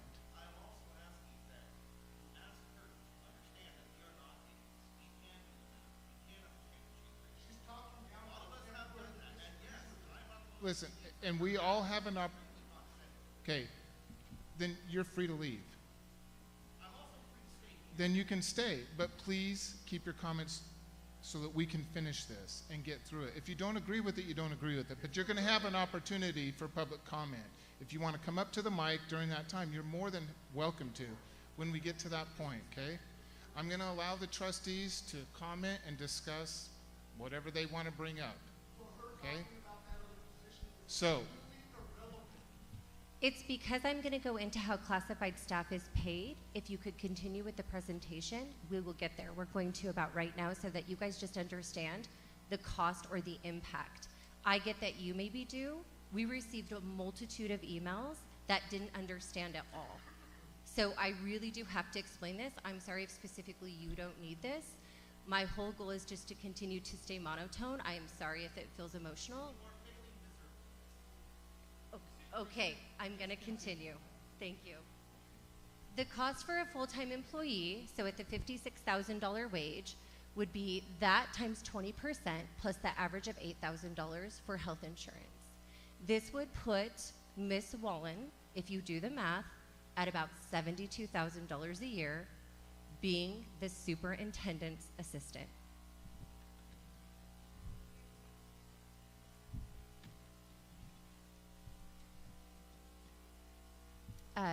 I think that that's our last slide, so I'll continue from here. What the difference is between Ms. Lamont's contract and that of a certified employee is that she would not be an employee of the district. So simply stating that we would be able to either end her contract at will, but she also does not receive any of the other benefits that any of our other staff has or does receive as a full-time employee. And that's it. All right, any other comments from the board? We'll get to you guys in just, hold on, we'll get to you guys. Yeah, I'd like to. I have a little small presentation. Right, when you define small, It's not as long as. okay. I just want to start with when I came to ask to be run for this trustee position. I'm just going to kind of read my thoughts. So when the community was very concerned and displeased with the Nampa School District leadership, including the school board at the time, they expressed concern for the well-being of their children, with the policies and curriculum being forced on them and their families. When I attended some of the board meetings, I witnessed theaters full of parents and community members not being allowed to comment and being forced to listen only to the members who represented the school leaders. There seemed to be, in my opinion, a false belief from the school leaders, board, and government that they were the authority over the parents' children. When I won, when us three trustees won, there was much hope, overwhelming feelings of hope when we won, because the community, the parents, the children wanted change, they wanted transparency, they felt that there was overreach of power. That is the only reason I ran for this board. This is a volunteer position. And I ran because I wanted to represent the parents, their children, the community, and the teachers who feel that had no voice. And as a board of trustee, Code of Ethics, it states that I will strive to make all decisions based on available facts and my independent judgment, and refuse to surrender that judgment to individuals or special interest groups. I will respect the right of the public to be informed about district decisions and school operations. As a school board trustee, I'm coming in as a volunteer. We exist to oversee the activities of the school system so the students can have the best possible experience and outcome. We are responsible for looking over policies, making decisions on these policies, curriculum, contracts, multi-million-dollar budgets, employment personnel terms, conditions, litigations, investigations. Like I said, in 42 days since I've been sworn in, we've already had 5 meetings. We have 3 more. I have spent countless one-on-one time with Chrissy. There is no way I can make all these decisions for this community, these students, and these parents without having somebody that I can trust. We were trusted by the people to oversee the school system so students can have the best positive experience. And the most important responsibility of the board is to work with their community to improve student achievement in public schools. This is how this system determines the goals and policies if they're working. It's very important to me that that we do communicate with the community. And I need to know these policies, and I need to be able to trust who's teaching these policies to me. I do not trust the ISBA. I also can go over some monies that we spend on that. And that's why I believe in Chrissy. In order for me to bring transparency, change, and policies that represent the parents, children, and the community, I believe it was imperative that I receive training, consultation, assistance, and advice from someone I felt was unbiased, separate from the district, not part of any association, knew policy, open meeting law, and someone I trusted would best represent the community. Chrissy, to me, was an answer to prayer, because this was a big feat for me to take on this position, because I knew I was going against a lot of people who didn't want me in this position in leadership. I knew the challenges I was up against and the sharp learning curve I would have to endure taking on this position. While meeting Chrissy during campaigning, I felt she was extremely knowledgeable in policies, Idaho law, best practices, meeting laws, and much more. Most of all, she was not part of any interest group. As a past superintendent stated, Chrissy is an educational leader. She has the courage to act in situations. She is willing to risk failure if it leads to achieving the larger goal. for the district and the people she works with. I have had many hours of one-on-one with Chrissy. Trust me when I say Chrissy will help me help you. Chrissy has already discovered that the the district has not been following best practices in Idaho laws. She's already going through policies that have been followed incorrectly. I would not know to look for these things. These are things that would limit our power to help the community. On January 18th, we were sworn in as new trustees. Again, I said there are 42 days and already 5 meetings. Multiple hours in between with Chrissy, meeting with directors, principals, Greg, Randy, director of special ed. Unfortunately, we have spent hours and hours with little progress in doing what really is necessary to bring good policies and practices that benefit our children because of the biased news and these volunteered resignations has created a lot of work and a burden on the new trustees and has increased the division in our community. I think it is imperative to mention a few things to clarify to the public and hopefully stop the division caused by lack of transparency by the district, biased news sources, which continue to post in the district emails. If I can now just pass this out to you. I think you went over this already a little bit. This is how the monies we spent with ISBA.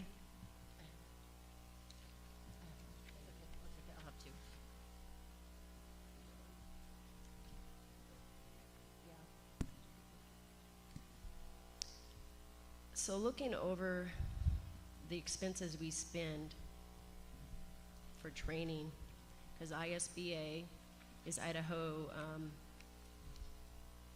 School Board Association, who's supposed to provide training, which, by the way, I would have gone to the training, but they refused to allow the whole team to go to the training, so right there was a red flag for me. I don't want to go to an association who does not allow me to bring who I feel I need to help me help the community. What training are you talking about?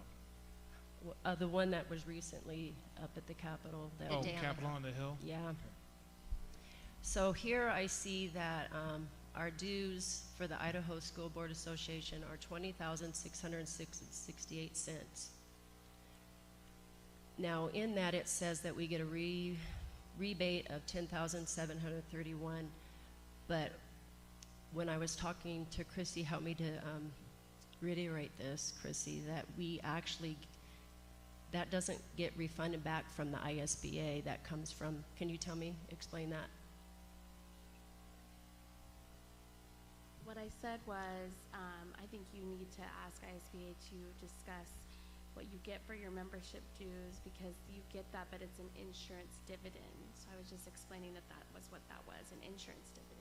So we still pay them the $20,606, but then we get that refund, not from, it doesn't really come out of their pocket, that $10,000, so they still get the $20,000.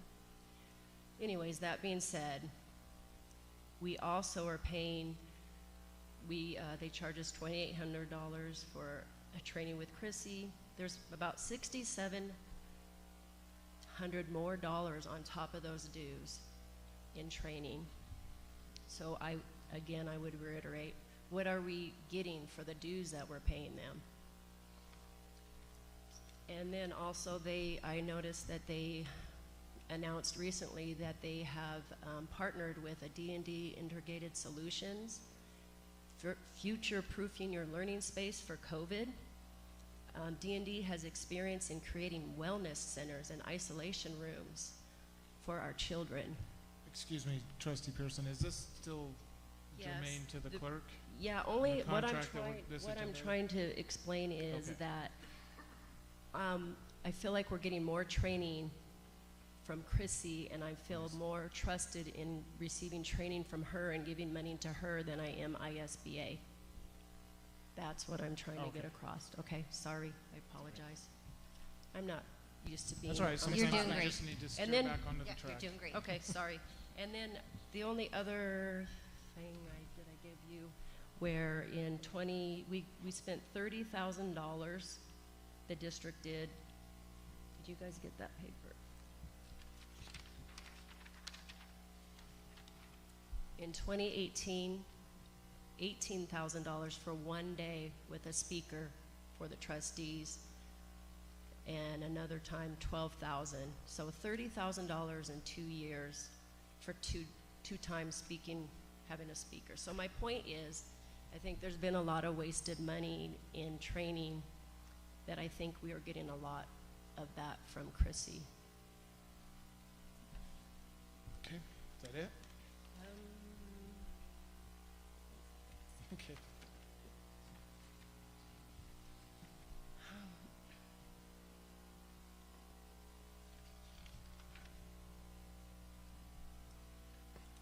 I was going to mention are we going to talk about the email we got with the personal? Can I bring that up now, or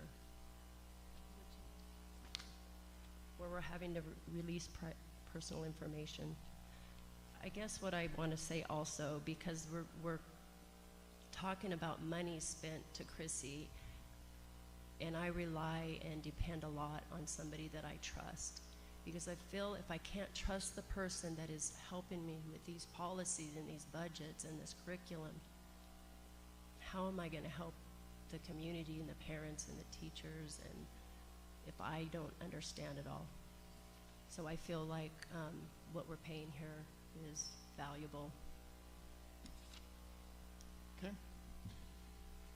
All right, I will reserve my comments until after public comment. I think there's a couple of guys that want to speak. But let me start with who's signed up on here, and I'll just run down this thing, okay? And we'll make sure we get everybody who wants. There'll be 3 minutes for each speaker. Please, when you come up, state your name, and please keep it on topic. We're talking about the contract that was proposed by our board clerk.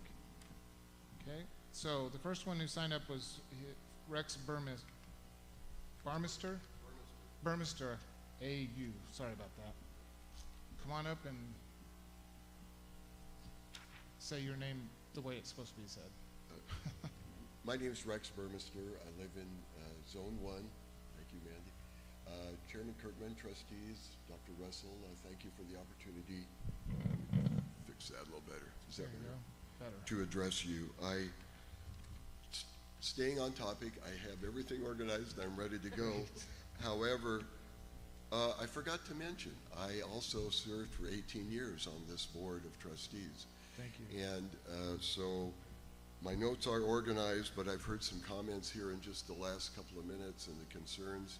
And I just have to say really quickly, I don't envy you folks all being new at the same time. I had the luxury of being one of 2 board members in my first year, and I had the luxury to be able to sit back, listen, not just, I was awake and paying attention, but I was sitting back and listening and learning. And I can see you folks have the weight of the world on your shoulders, and I feel for that. Trustee Pearson, I'm sorry that you're uncomfortable with the Idaho School Board's administration. Everybody has to, I guess, make up their minds about that, but some of my best memories as a trustee were training sessions at ISBA meetings. Not only a lot of great subject matter, but you get to network with people from all over the state. It's a really good experience. So that's just my take on it. And if I can convince you to reconsider it all, as time goes on, I think it would bring the anxiety level down a little bit. So anyway, that's just my thought. The presentation that Trustee Taylor put on, I just want to say it sounds like a total and complete and utter retooling of the job of the clerk, and I'm frankly just, I understand the perceived advantages there, but it's a total retooling of a job that I think is unnecessary, totally unnecessary. That's my opinion. So I did get a chance to review the contract, and It did set my old school board juices running just a little bit. I didn't know they were still there, but they are. So I have just a few concerns, and if it's okay, I'll just go through them real quick. You got 20 seconds. Well, let me just turn this in then. Just go ahead. Just go ahead. Just go I ahead. like Okay, so I'll just real quickly, I'll do this. See, I in a have the minute. discretion to waive a little bit of time, so. I appreciate that, Mr. Appreciate what Chairman, you and do. I will do this quickly. Section 3, the demands for hours and salary are out of proportion with the job description. It's just out of proportion with the scope of the job. Section 7, and by the way, my problems don't involve who you hire. It has a lot more to do with how it's done. Section 7, the section on expenses bothered me tremendously. It's very vague and very general. The section on professional equipment is non-specific. The section on professional development is very unspecific. I think contractual agreements are binding, if I remember correctly. So you kind of want to get as much detail into them as you can. So the district will be contractually obligated to provide office space. Where, how much, etc. I believe, in my opinion, the board, not the contractor, it's their responsibility to create the job description and seek to fill that job description. So, Section 10, under this agreement, the district will be contractually obligated to allow the contractor to work for others. Again, it's vague in general in my reading.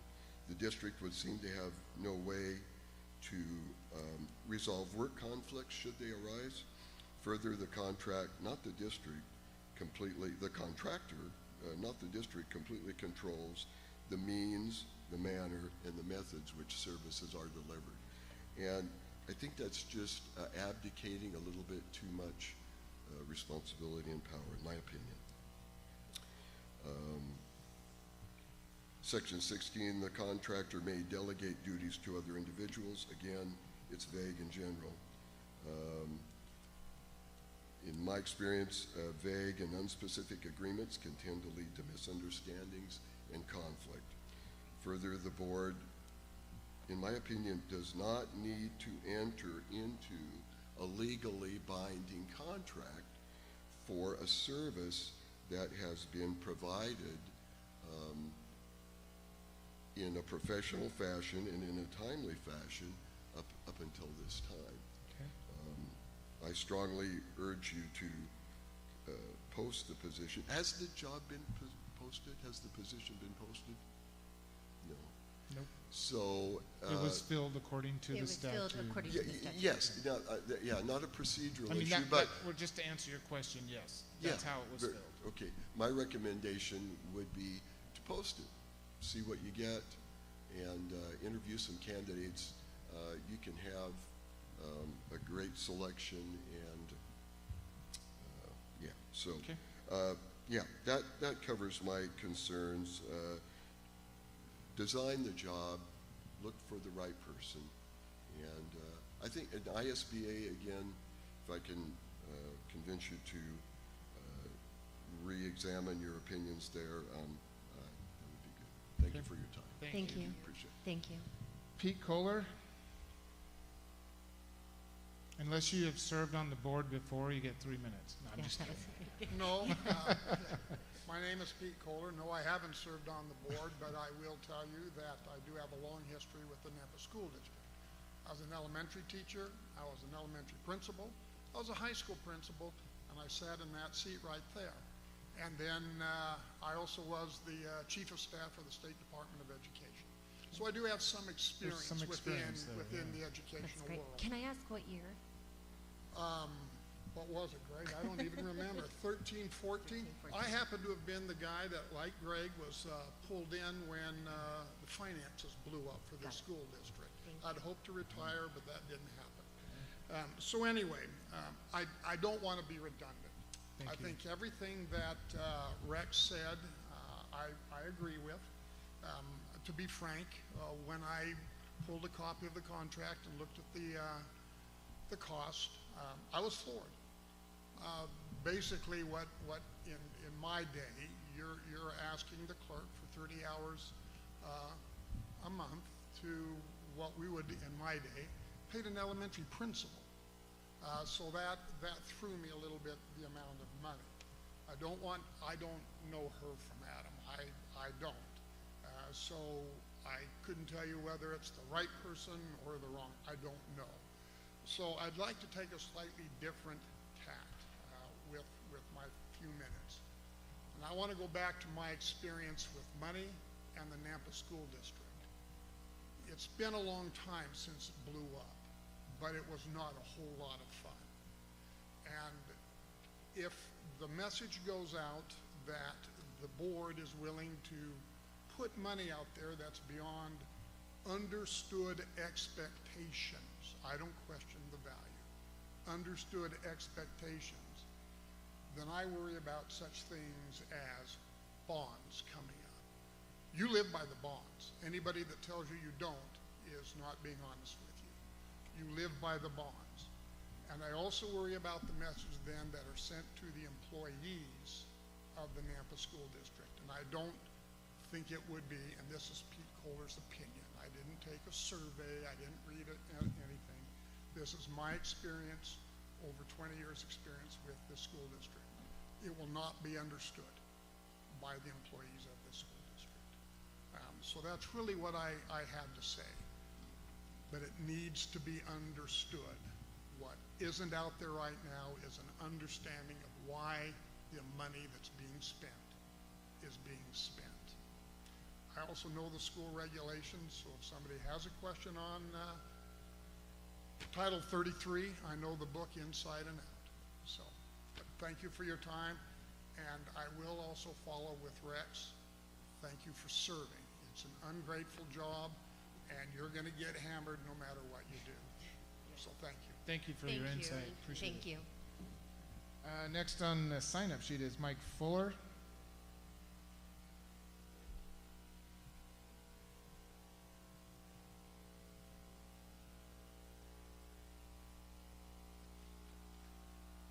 Sounds like it's reunion night. I was elected to be a member of the board in 2013 when Pete agreed. I'm so grateful for him that he agreed to stay on and help us out. That continuity, I think it was a wise decision to keep Greg on for at least a year and a half. I might take liberty of that offer you gave with the 3 minutes. It's out there now. I was on the school board for 5 years, and I just do express my appreciation. You were foolish. There's something crazy about us. There is. I am here to speak on a little bit about the contract, and I like what Rex and Pete have said. I think there needs to be a lot to be considered about the perception you made. But I also really appreciate a comment I read on a Facebook post recently by another former school board trustee that's here, and she used the word grace. I give you a lot of grace. You were the ones that were willing to jump in this tumultuous times. You were the ones that read. It sounds like you realized the day before you needed a clerk, and statute said you needed to appoint a clerk, so you appointed a clerk. So I give you grace for that. I also want to point out that, yeah, you haven't agreed. This is I compliment you on making this public. You could have put it on the agenda, a consent agenda, right? And we would just been ignored. So you have listened to us. I reflect on the 5 years as a board member, and especially the 1 year as a board chair, and have recommended to the majority of you in conversation to hire an independent board clerk to support you. Not to say anything, oh man, I just love Tammy Wallen and for all that she did. And I do hope that you'll have a good relationship with ISBA, but I think consolidating the support and having someone that can help you, as you've seen, is valid. I look back and have, of those 5 years and the 4 years since, and pondered deeply the question while having conversations with current board members, and what can help the board become most effective, and that is to hire a clerk that can do all that you can trust and consider, and similar to an administrator. I think you need that help. There's so much that would have been prevented. I think that you should look more closely at this contract, take in the considerations that have made. The research I've done, I do compare the position that would be ideal to more like a district level administrator, but I do think, from what I understand, a $50 an hour salary is more like 32 because it doesn't take in the benefits. I'm not here to speak to the details of the contract, but I don't think you should accept it as is. And I think it might have been proposed as a negotiating. But I just do want to thank you for what you're doing.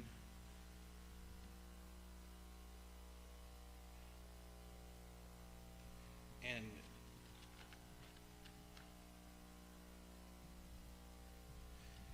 encourage you as you're just where you're at, because I have the opportunity to figure out what effective school boards do. And my experience in research time is that you focus on kids and their learning, and you do that by setting instructional and learning goals with collaboratively with others, and then hold the superintendent accountable for meeting those goals and have them report on those goals. I was told early in my experience that effective school boards, if they spend the majority of their time in board meetings, listen to reports on student instruction and achievement, then that district is better. And so I encourage you to consider that as you set your agendas and as you do with everything else. Consent agenda as much as you can, not something like this, but I give you grace and I thank you for what you're doing and encourage you to keep it up. Take Pete up on that offer. Don't let him leave without getting his phone number. I wrote that. And I thank you for your time. Thank you. Thank you, Mike. So Heather Pruitt, if you want to speak. Hello, distinguished board members. My name is Heather Pruitt. I work for you. I work in the Nampa School District at Nampa High as a paraprofessional. I want to say I am thankful for what you do because I know it is a hard job. Now, I appreciate your clarification on some of the information that was provided, but as someone who works for the district, the protocol for which people are hired is that we, no matter what, so I am a paraprofessional and have been working toward getting my teaching certificate to teach special education. Now, I cannot go to my principal, Mr. Yarborough, and expect that I have any benefit above anyone else when going to that. I have to make in the applications. I have to sit through interviews.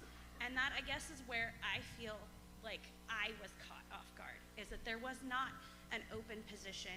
It was never mentioned. And then that's what caught me off guard most, along with the contract, was that it was like, wow, I have to sit through all this work, and so do my counterparts and our administrators have to go through rounds and rounds and rounds of interviews and application processes to get their position.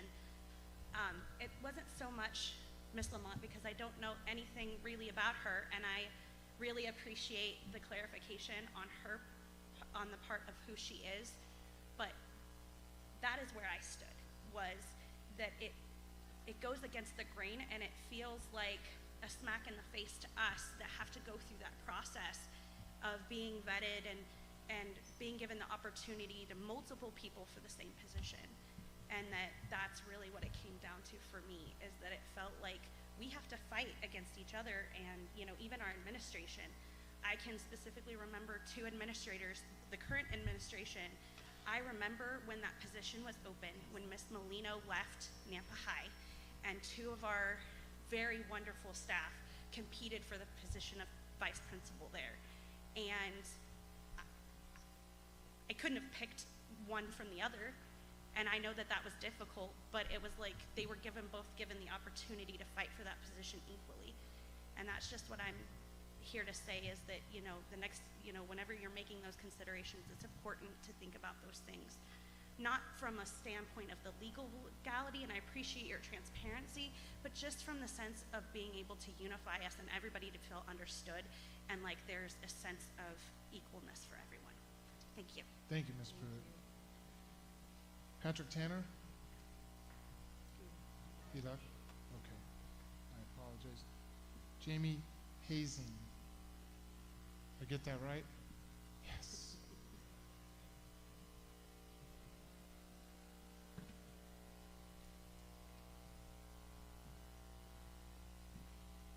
Oh, goodness. Thank you again, Chairman Kirkman and trustees, for letting me speak. My head is just swimming after all of that information from the two of you. So I'm going to try to stick to it, talking about the contract from my perspective as a teacher and negotiator. I do want to say, I think that this is what I was hearing Ms. Pruitt say was, maybe it wasn't her, I'm so sorry, talking about the clerk position and the administrative to the superintendent, that will be, those are two different jobs. So I have to say that. I am not in favor of this contract. It is expensive. I do see the value in what she can bring. I do. It broke my heart to hear you say that about the ISVA. That would be unprecedented if we separated with them, I would guess. But I sit at the negotiation table, and Mandy talked about it earlier, and those pennies count. And over the last few meetings, Randy's been updating us on financial scenarios that face us if the levy does not pass, if certain legislation does pass. It is my understanding, and the money could be very tight. And I'm going to skip that part. I did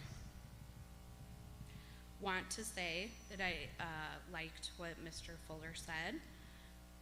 Unfortunately, right now, the fiscal responsibility that you face, he's not the one sitting in those negotiation meetings where we're talking about the money.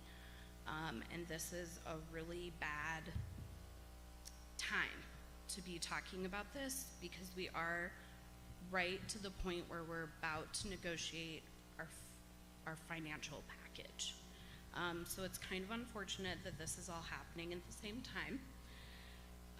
There have been years where we have not settled contracts, even with maybe some people in this room, where we're $15,000, $20,000 apart, $30,000, and we can't get the contract settled. And so to see, just from the outside, a salary go from here to here, it's very, I agree that it will hurt the employee morale. I don't think they'll understand it. Even if you can give them that fantastic presentation, they're just not gonna get it. We're too busy in our rooms. We're too busy with these kids. We don't have the time. We trust you to make those financial decisions. And I want to say more, but I'll go. Thank you. Thank you, Ms. Hazen. Appreciate that. And then William Jarrett.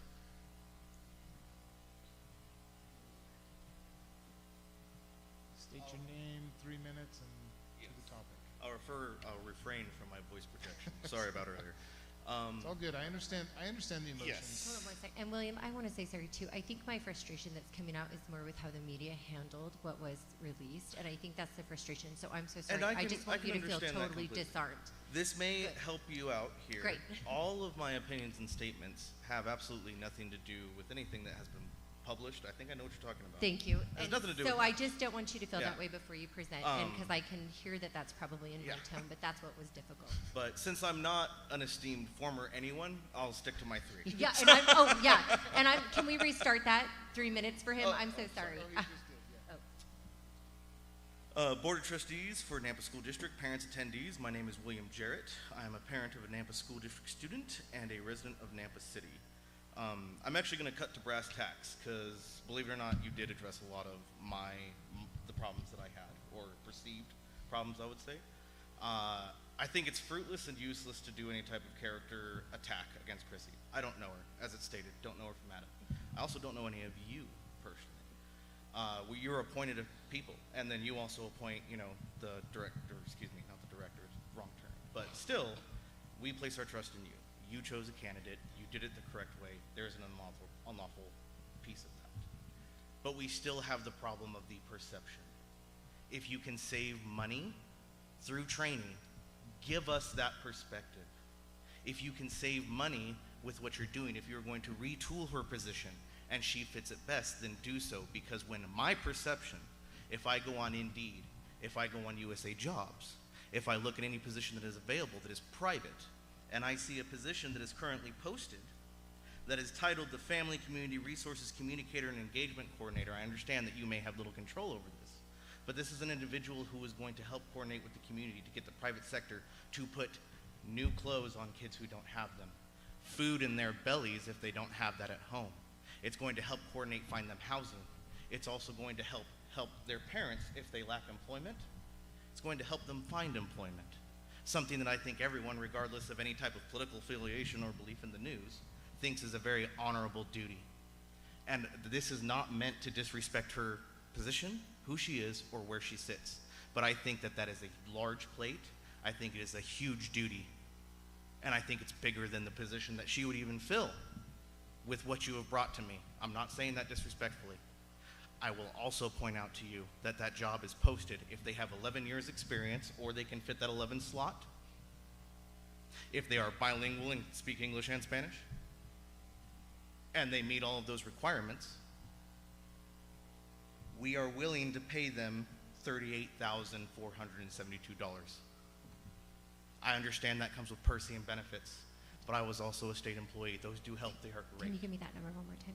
$38,472 per year, and that is if they fit step 11. That is inside one of your, not private, but not censored. I'm sorry. It's within your private bracket, in between your public appointees, the nursing staff, your social workers, who are also, no offense, criminally underpaid. I'm not sure what your PhD is in, doctor, but I think you can agree that if there's a school psychologist, they definitely deserve more than $48,000 per year for a PhD. The perception is what is killing not just me as a parent, as a concerned citizen. It's going to kill you guys.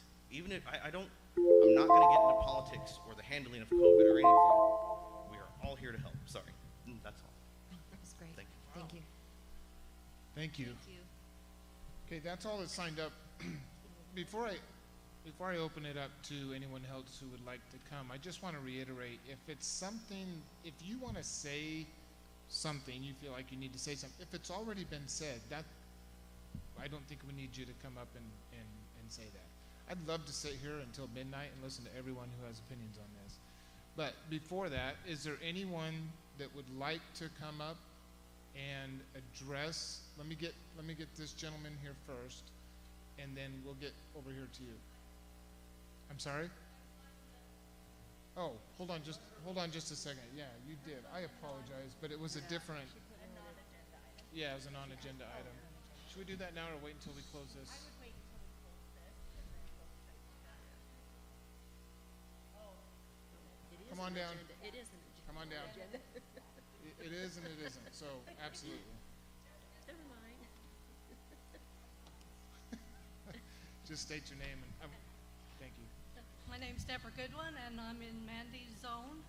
And my question is, would she be a 1099 person? Yes. Okay. So when you're 1099, is that person you're employed by, do they have to give you benefits? I've never heard that they had to supply benefits. We are not giving, there's no benefits. Well, you are giving her $20 an hour in benefits. Oh, I get what you're trying to say, but there's Yeah. nothing outlined. I'm sorry. Let me let So you the speak. 72,000 isn't for benefits, it's just for, Let me let you speak. I'm so sorry. that was my question. Oh. So do you have to give her benefits and boost up her salary So when to you say 72? benefits, please explain to me, I don't wanna, what Well, do you, I'm not- just for clarification, when Yeah. you say, do we have to Like, give her I don't know, benefits? insurance, retirement, No. Hershey, da, da, No. da, da, da. No. Okay, so why are you giving it to her then? We're not.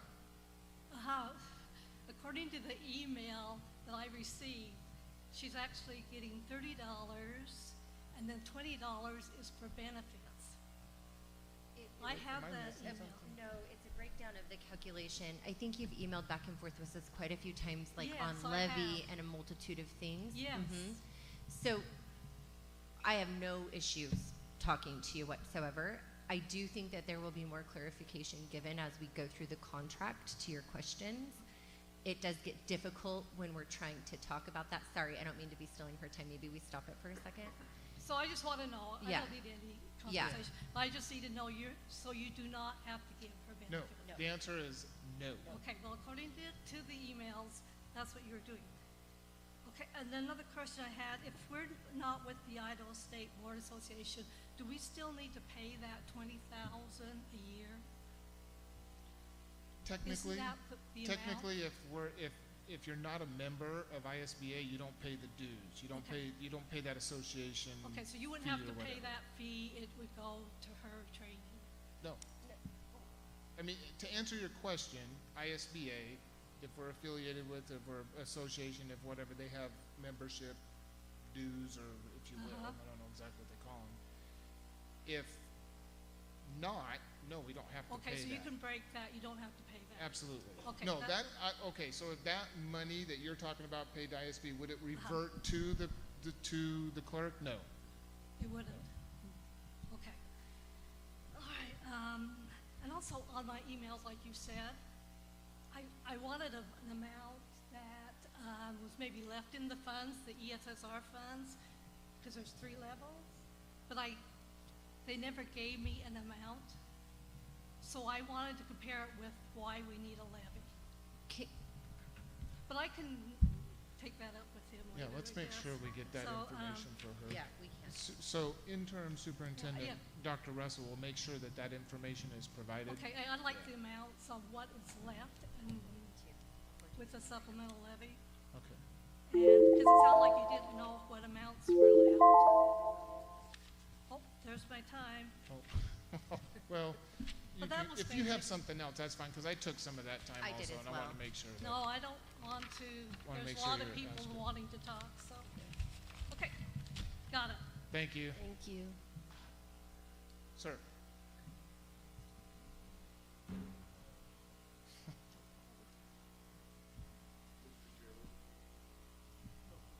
Just a quick point of clarification, there is an insurance benefit that's associated with ISBA. With ISBA, Yep. yes. Correct. And that would be lost with these. Right. That's all right. I have a really loud voice, so I don't know where this is supposed to go. That's just your name? Okay, my name is James Tell us Wall. what's on your mind. I have 3 students in Zone 4, U.S. Army disabled vet. So I apologize first of all for the outburst, military bearing. It's okay. First Totally off, okay. Seriously, So totally. I just kind of, Yeah. I shot first, you know. Anyways, so pretty much everybody has covered like everything, especially the 2 gentlemen behind me right now. But the other concern is that, man, what was your name again? Mandy. Okay, so Mandy, when you guys were discussing like the superintendent's like cost of living, you like discussed like the 3%, like you were like concerned about 3%. But when it jumps from, you know, $6,000 to almost 70 grand or over $70,000, when our principals don't even make 68 in the school district, that have been in the school district for over 20 plus years. And they, you know, they work their butts off. I see it on a day-to-day basis.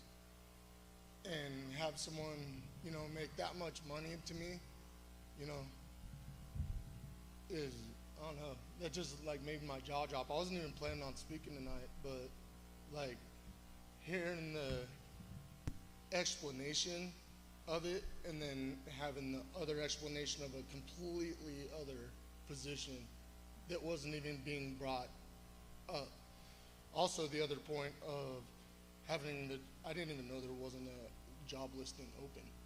It was just like put in, you know, nothing bad about her at all, because I don't know her. But that's all I really had to say was, I'm sorry. And, you know, like, if, let's just be consistent on the board, and if we're gonna complain about 3%, like, let's complain about 800% increase. Like, so, thank you. Thank you. Thank you. Appreciate your service too. Thank you. Is there anyone else that would like to? Man, I knew this was a mistake. Come on down. Let's start over here, and then we'll come right here into the front, and then up there in the. You can all just start lining up. No.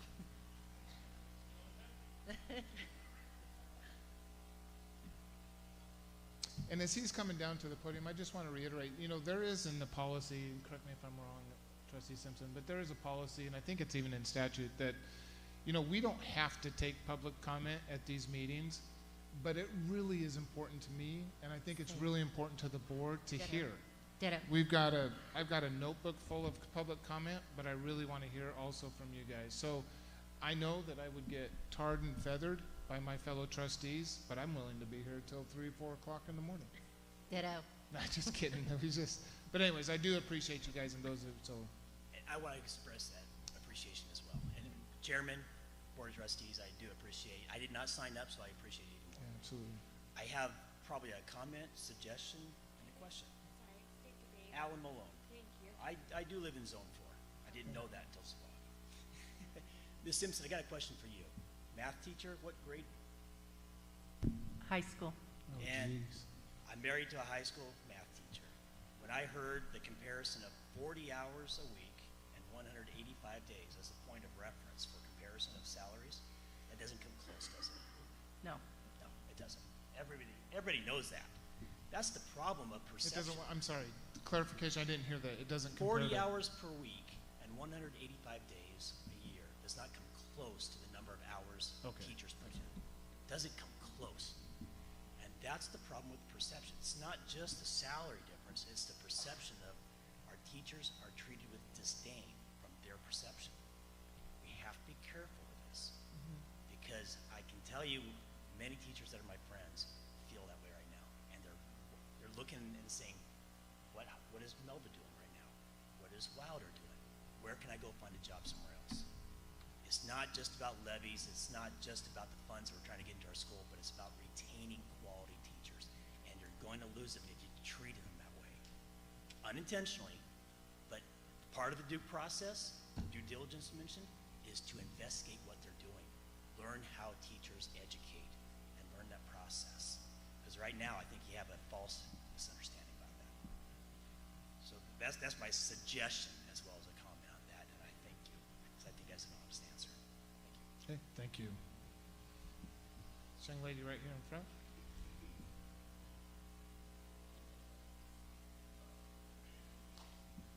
Hello, my name is Susan McKay.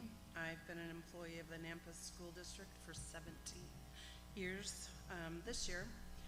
I wasn't planning on talking. I appreciate the opportunity for letting us do that because I think it's important for us to have a voice. I can appreciate everything that you guys do. I'm on 2 boards currently, one for almost 20 years because I'm a glutton for punishment, and another one for at least 10 years, maybe more. So I understand what this takes. I also understand what it takes when you come in to the board without having previous board experience or in education. When I started working at the school, I had never worked for a school before, It was very eye-opening. What do you mean you don't have a guarantee from one job year to the next? I didn't understand that either. So I've learned a lot in the 17 years that I've been here. I guess my first question is, why would you technically hire someone without having a contract or an agreement in place with what their salary would be prior to them taking on the job? That doesn't make sense to me. We don't start working jobs without knowing what our income's going to be. So I don't understand that process. I think first and foremost what we're all thinking here as parents or staff, community members, is we have to do what's best for these kids. They have been through hell in a lot of ways these last 2 years, and that's not anybody's fault here. It's just where we're at. But I think if we put our money and invested in our students the way that we should be, whatever that might look like, SPED, extracurricular activities, that we value these kids coming up into our community and paying some jobs more than what is norm, I think speaks volumes as to where our priorities are, and that's concerning to me. I agree, this is not insulting to anybody on the board, but you need training. And where that training might come from, to me, would need to come from somebody who has the years of experience and protocols in place, and researching what that is. The better we can do in training is going to be better for our district. And I think one thing that you brought up was trust. And so the choices we make in all aspects of our life, wherever that might be, will evolve into the equation of trust. So the choices we make, we bring to the table, and I think perception, whatever that might be, what facts are, is important for us to look at. So thank you for the time, and I appreciate the job that you do. Thank you. Sorry, there's one coming right behind you that was, you guys can fight it out of who you want to come up with.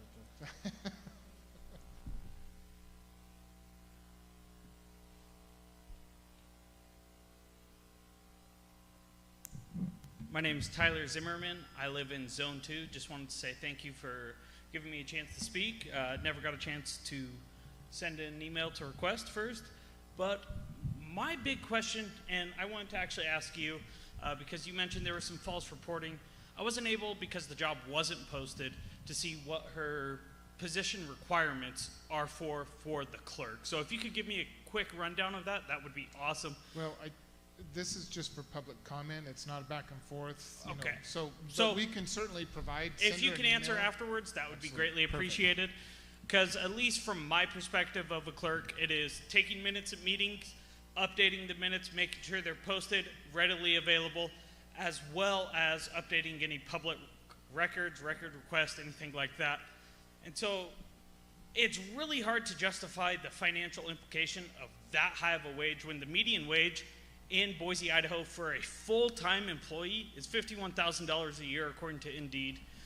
Your highest paid teacher in the Nampa School District with a PhD in the max tenure is $60,630. So I guess kind of how are you able to justify that and not just send any talent out to other neighboring school districts? The other one that I really have is, it sounds like she is very qualified to be a training consultant from what you two lovely ladies specified with all your remarks earlier. And if we were sitting here talking about her doing training consulting for the district, I'd be a lot more willing to listen than her doing basically the job of a secretary. So, no offense.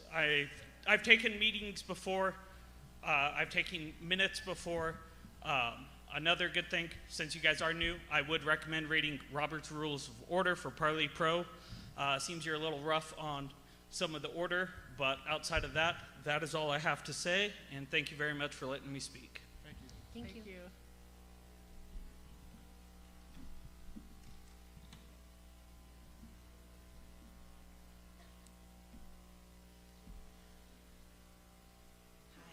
Kim Rost, Zone 4, previous trustee to this board for 4 years. Thank you. I'm just going to praise, commend, and talk Hold on, about all just the positives. excuse me. Let me just make sure that, you know, those of you who are talking in the background, it's really hard to hear and it is a little bit distracting, so my apologies. Go ahead. All the positives of this board. You have gone above and beyond. You've done everything you're supposed to do by law.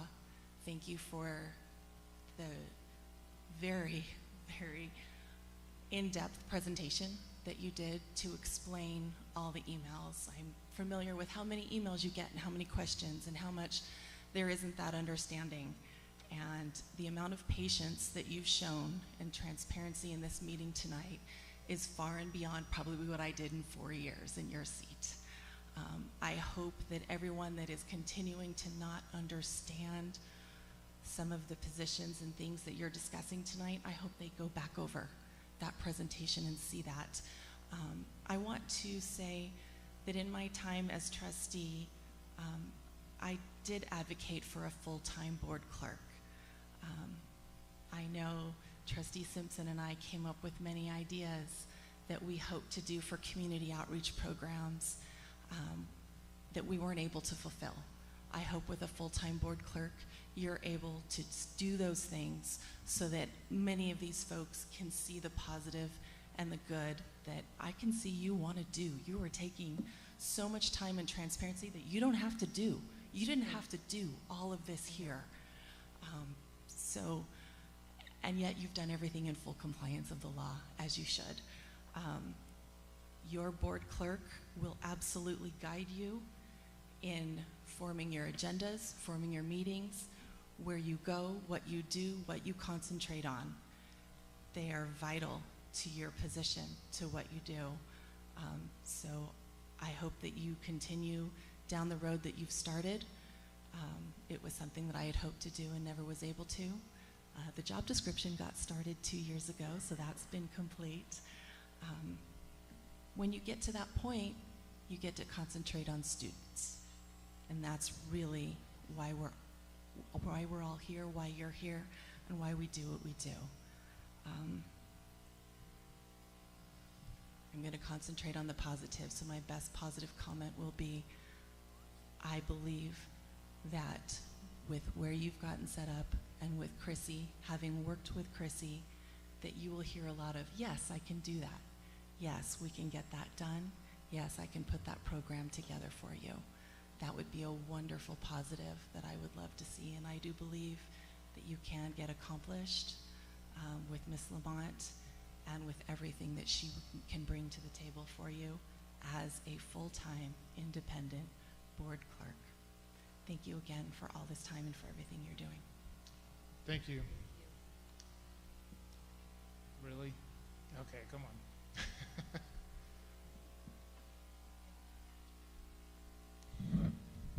That was just a joke. I'm glad It's you did. I'm totally good with it. Jean Mucci, Zone 4, Mr. Chairman, trustees. These are tough times for elected officials, and certainly not for the faint of heart. I echo appreciation for your volunteer service. Our kids and our school district employees need to be at the center of the decisions you're accountable and responsible to make tonight and throughout the length of your term. You also have fiduciary accountability to taxpayers when limited dollars are stretched and taxes continue to rise. Politics and grievances must be set aside as we try to support a school district that's in turmoil. We have a levy up for voter consideration next week. That needs to be our unified focus. The funding model for schools needs to be addressed at the legislative level and a new formula defined. But until that takes place, we're reliant on bonds and levies to supplement insufficient school funding. I think we're actually 51st in the nation for per pupil spending. We've gone down.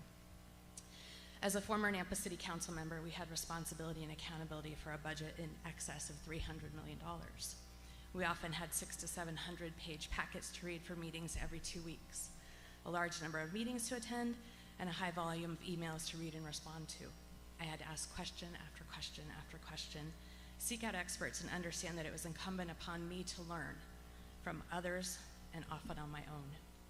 A clerk, whether this is a dedicated position or serving similarly to the role of the previous clerk, should be an employee of the district to provide assurance that they're held to the district employment standards. To say this position does not carry overhead is simply not true with a request for space and supplies, all at a cost to taxpayers. The clerk contract is also not market rate for similar positions. Please consider a reset and define a comprehensive strategy to reevaluate the process for this position. Thank you. Is there anyone else? Mr. Valle? Marcos? Marco? Thank you. I just wanted to, your name first, please. Marco Valle. I've owned companies before, and I understand what an independent contractor is, and I hope you do too. If you read it under the State of Idaho website, it gives you an idea of what you need to be looking for and what the legalities are. One of the things that you need to look into is the right to control test. Basically, first of all, you're not hiring a person, you're hiring a company. You know that, right? You're hiring a company. A company that you can't really control. You just basically need to tell them what the outcome is going to be. And they have to do whatever in their power to achieve that outcome. Another part of an independent contractor is the furnishing of major items of equipment. If you read the statute or the website, it tells you that they need to provide their own space. They need to provide their own, everything that they have, that they need to do the job. Another thing to consider is that whenever you hire somebody as an independent contractor, it's not a regular wage. They add to it to pay for their benefits, to pay for their company supplies, to pay for their work, to pay for their marketing. She has, obviously, this is a company that she's trying to help other boards. How much time is she going to be able to put into ours, and at what point is it going to interfere with other boards? Does she have employees? How much is she charging other boards as compared to ours? I have no idea. I don't know her. She sounds like she's incredible, though, from what you guys say. But it's good to consider that. And also it's good to consider that the will of the people. I know sometimes it's hard, especially when sometimes, we kind of make up our minds before we come, and it feels like we have all the information needed and the other people don't understand. And the media is crazy. I know the media.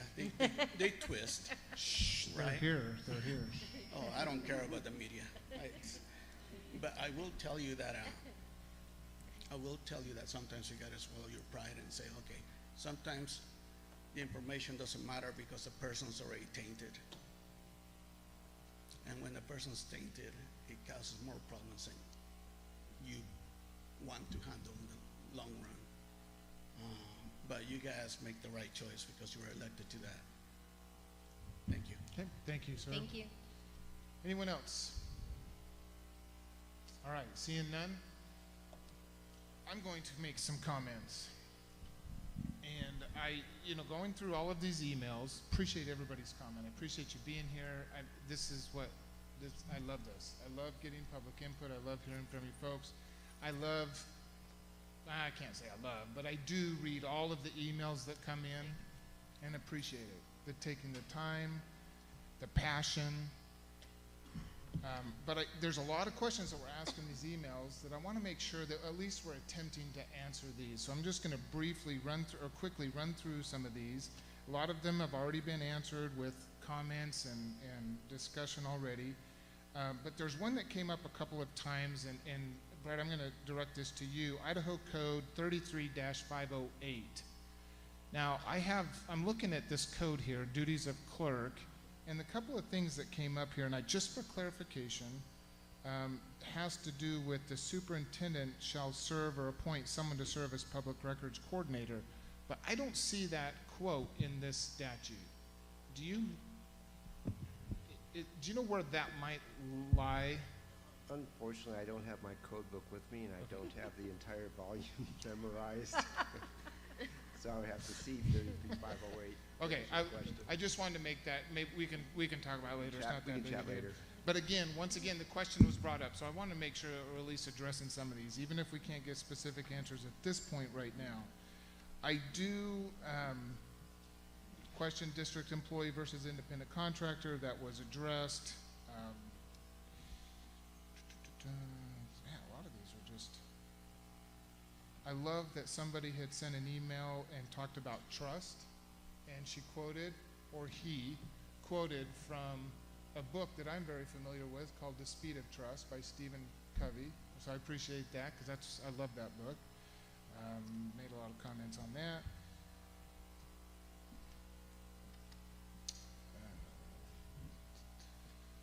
Okay, a lot of questions about the proposed contract. So I did make a lot of notes over the last 2 weeks. I wasn't just sitting around doing nothing. I was actually reviewing it, making some notes, kind of leaning on some experiences that I've had, and there's a lot of notes that I added to this contract. I think first time I read it through, there was a lot of standard contract language that was not included in this. We're talking about insurance limits and all that kind of stuff that definitely, if this were to move forward, that language has to be in there. Workman's comp and insurance, all that kind of stuff that needs to be in there. I'm not faulting anybody for the reason that it wasn't, but this is why I really wanted to take a look at it and have that 2 weeks to look at it and the input that we received. So that was definitely just standard contract language that protects the school district. I made a lot of notes in the area of providing office space. I don't agree that that's what we will do, but that's just my suggestion, my opinion. I don't, it comes to supplies, all this kind of stuff that I did really look through this, and before we even get to a finalized contract, this is going to be back and forth, back and forth. We want to make sure that this contract benefits us first as a district and the contractor second. It does have to be mutual beneficial because that's what a contract is all about. But I, as a trustee, am looking out for what's best for the district. The other thing is billing. There was no specific invoicing, billing procedures in this contract. And I always use the term fully burdened rate or a fully burdened service rate. Mr. Vallier talked about charging over and above. We can put terms in this contract that limit the number of hours, and that's it. Everything else we give you a fully burdened service rate means here's what we're going to pay you per hour. You have to pay your employees, you have to buy your supplies, you have to do all that stuff with this fully burdened service rate, period. Nothing over and above. If there's any hours, then it has to be approved for payment, before payment, but detailed invoice. So all this stuff I was thinking about over this last 2 weeks is that's what needs to be included if and when we get to a point where we approve a contract. The other thing I wanted to mention, and I wasn't really going to go into a whole lot of detail, but I think it is important, is the rate. Honestly, I think it's a little bit high. And I think that does need to be considered. I am very, and I don't know what that rate might be at this point, but I definitely think that that's certainly open, must be open for some negotiation. The other thing I want to just mention again is Ms. Lamont has provided numerous hours of service to this district, and we need to pay her for that. And I think that's one thing that this board tonight should discuss as to what that rate for the service hours provided already. Ms. Lamont should provide us an invoice. Doesn't have to be tonight, but that's something that we need to take a look at and improve, because definitely she has put in some hours that she needs to be compensated for. We need to determine what that might be. So, all that, I want to throw out a curveball here. So I think, my opinion, open for discussion, I think at this point, we should probably entertain the thought of Ms. Lamont at this point now as an interim board clerk. And we open that position for competitive selection. But here's why. We don't have to. The law clearly states you appoint a clerk. We didn't open the position for Randy as our financial clerk. We just said, you're doing it. I don't even think he agreed. He just like, all right, I'm doing it. Okay then. We'll make sure we get that in the minutes. We didn't open the competition selection for our attorney. It's the same exact thing in the same statute. But when you are looking at perception, I absolutely am hearing from you guys. Is it going to do us any harm at this point to open it up for competitive selection? No. We did that with the vacancy for the trustee, and we're going through that process. Is there anyone out there that might be more qualified than Krissy LaMont? I don't know. But how would we find that out? Here's the other thing. As we open this up, and this is a point for discussion for the board, if that's what we might want to do, is we will have, and I have a pile of, well, I got 3 different position descriptions. I have 2 evaluation forms that were emailed to me. And so during this time, if this is the way the board chooses to go, during this time of open application process, or before, in fact it should be before, we put that description out there. This is what our board clerk will be doing. This is what we expect. This is what, and there's a lot of things that may not be able to be written in detail in that position description. That's why every description has all other duties assigned. I think that's a catch-all. But there are a lot of things that this board is looking at with this, in this current time, as to how to move forward. Best practices, training opportunities, working with the public records, all that kind of stuff. Is it time to revamp the position previously held by the board clerk? Yeah, I definitely think it's time to revamp for this position. And I definitely think it will put this district in the stronger position to do exactly what so many of you, all of you, have said. Focus on the kids. Focus on that education. So, I think that we should, again, my suggestion, and I will open this up for discussion to the board also, is we need a clerk. And Krissy honestly has been great. She has kept us on task. She brings things up to me that we don't have a clue. We don't have, I didn't think one thing about that charter school, and then she brought up and she goes, you know, this is something that the board needs to consider. This is our busiest time of the year. Superintendent, interim, I asked Greg Russell. No, Dr. Russell has mentioned many times, this is the busiest time of the year for school districts. Negotiations are coming up. There's time limits, timelines, all that kind of thing. We need a good, effective, strong board clerk. Not just for us, this board, but for subsequent boards that will come after us. And it will set this district up, if we have a good, strong position description of what to expect. I think it is absolutely imperative that our board clerk is separate from the superintendent's executive assistant. There is that conflict of interest. And I think it's just very smart to start thinking, let's separate this. We have 2 employees. We have a board clerk and we have superintendent that we supervise. That one person, there was definitely that conflict of interest as the superintendent's clerk and the board's clerk, if you will. So that's my suggestions. I think we keep moving forward. Absolutely. We got stuff, we got business to take care of.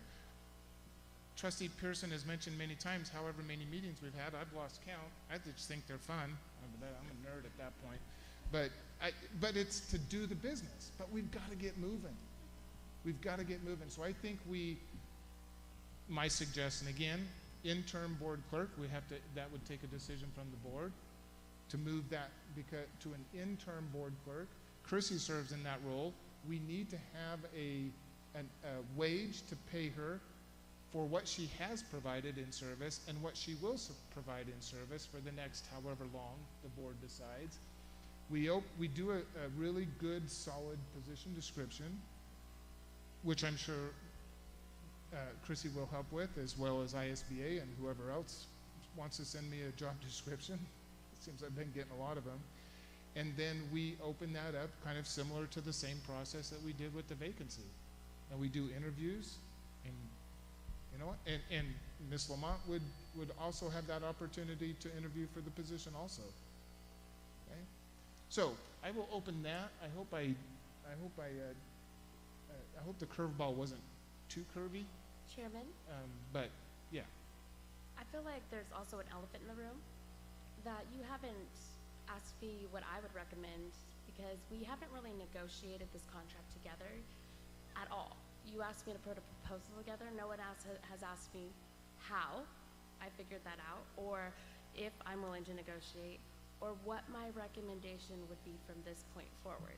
But if you want to have your discussion first and then, I could do that, or you could ask me. Let's have the discussion first, because maybe that would give a little bit more information for you then to. I mean, I'm ready whenever you are for my recommendation. So let's kind of have that discussion if anyone wants to. I mean, if it's not, it's just, it is what it is, and then I will throw that open for discussion. Comments?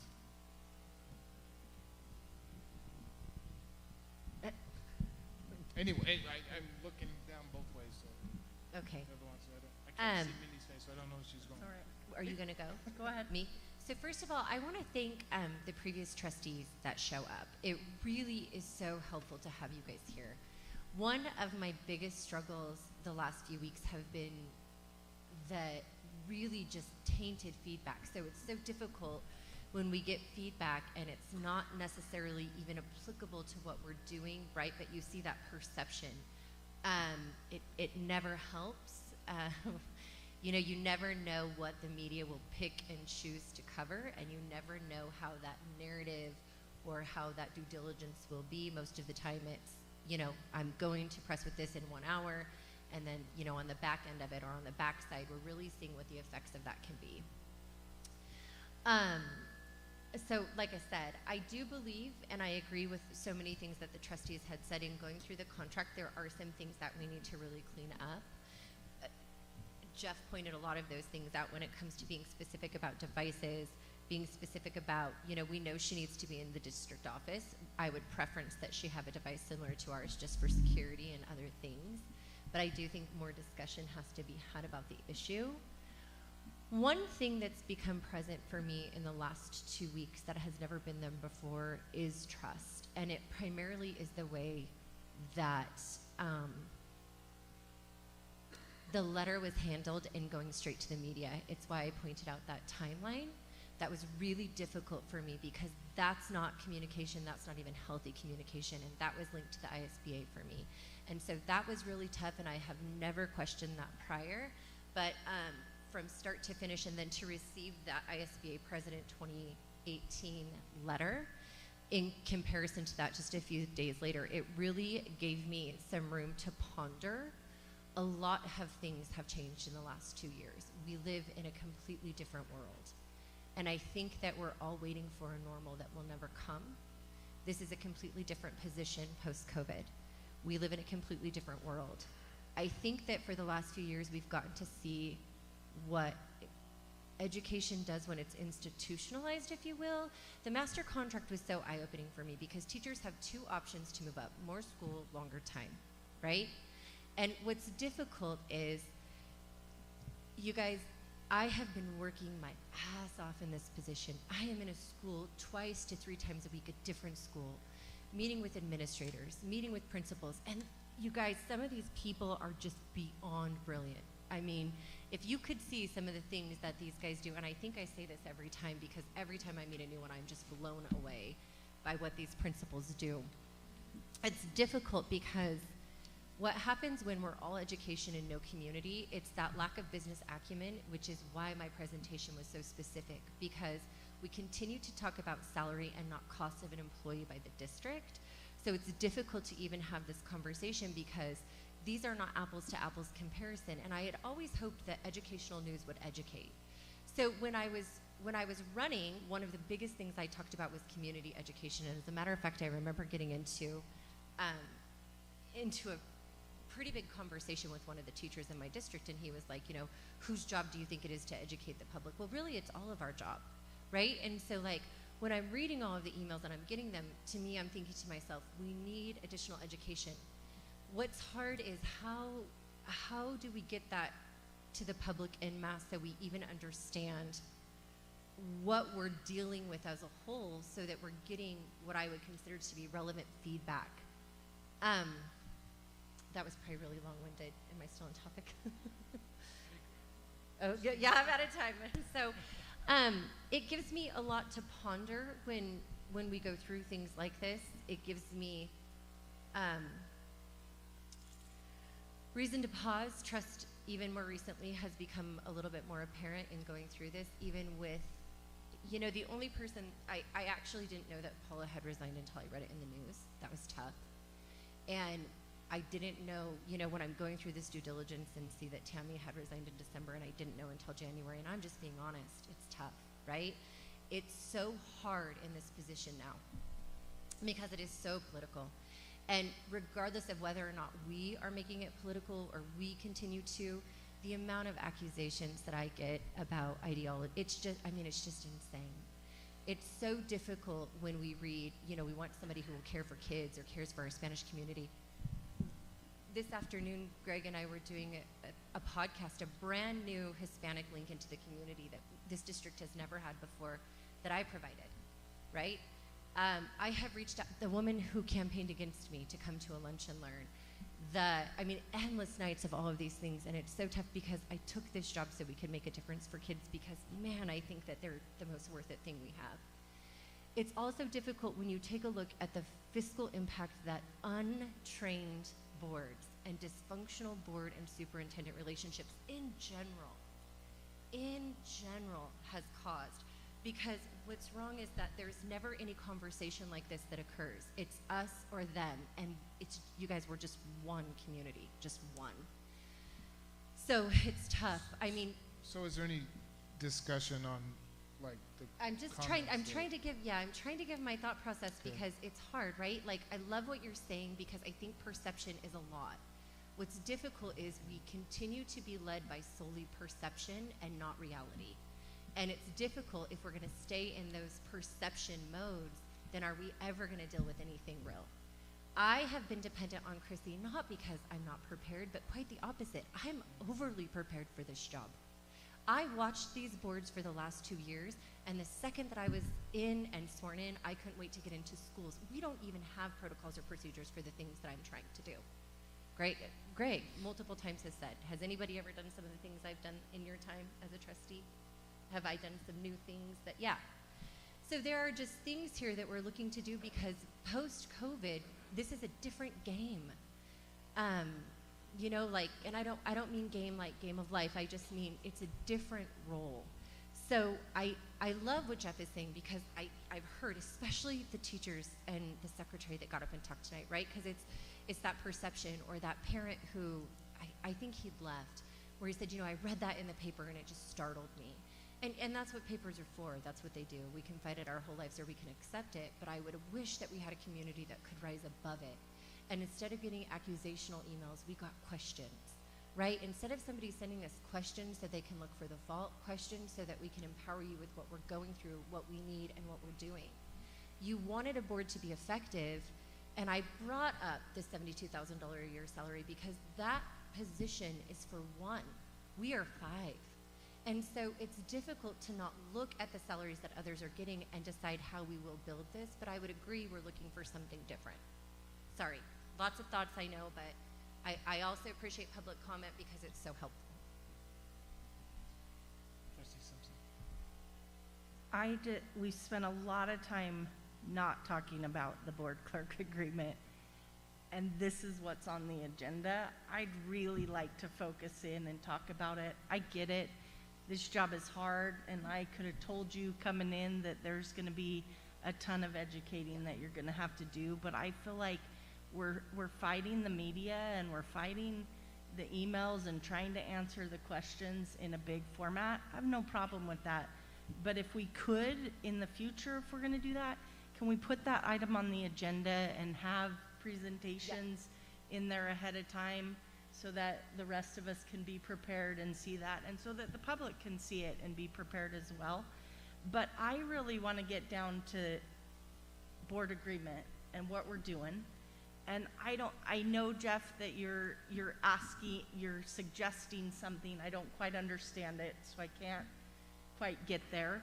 But I do want to start talking about what are like, does Chrissy have some like, there's no way I'm not budging on this, things within this contract? Does she have things where, or what are things that we think like, nope, these are the necessary things that need to be in there and keep us moving forward?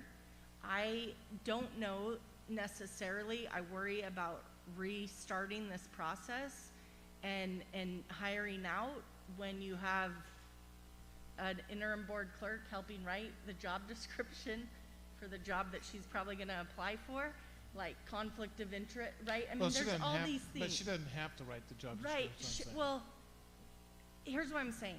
She has the job.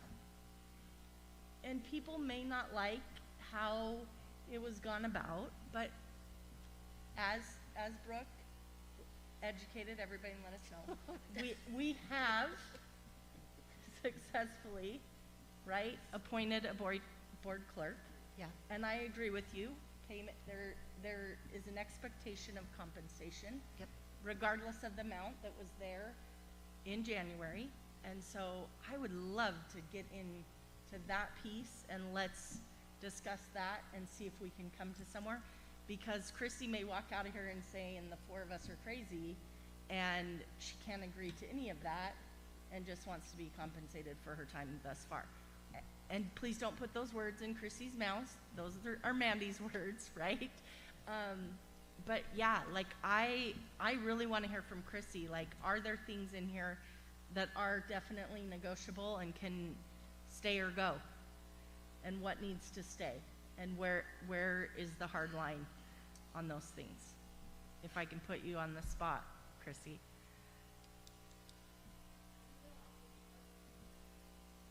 I feel like the board clerk position has been on the spot since the appointment, since I came to that meeting to discuss board training.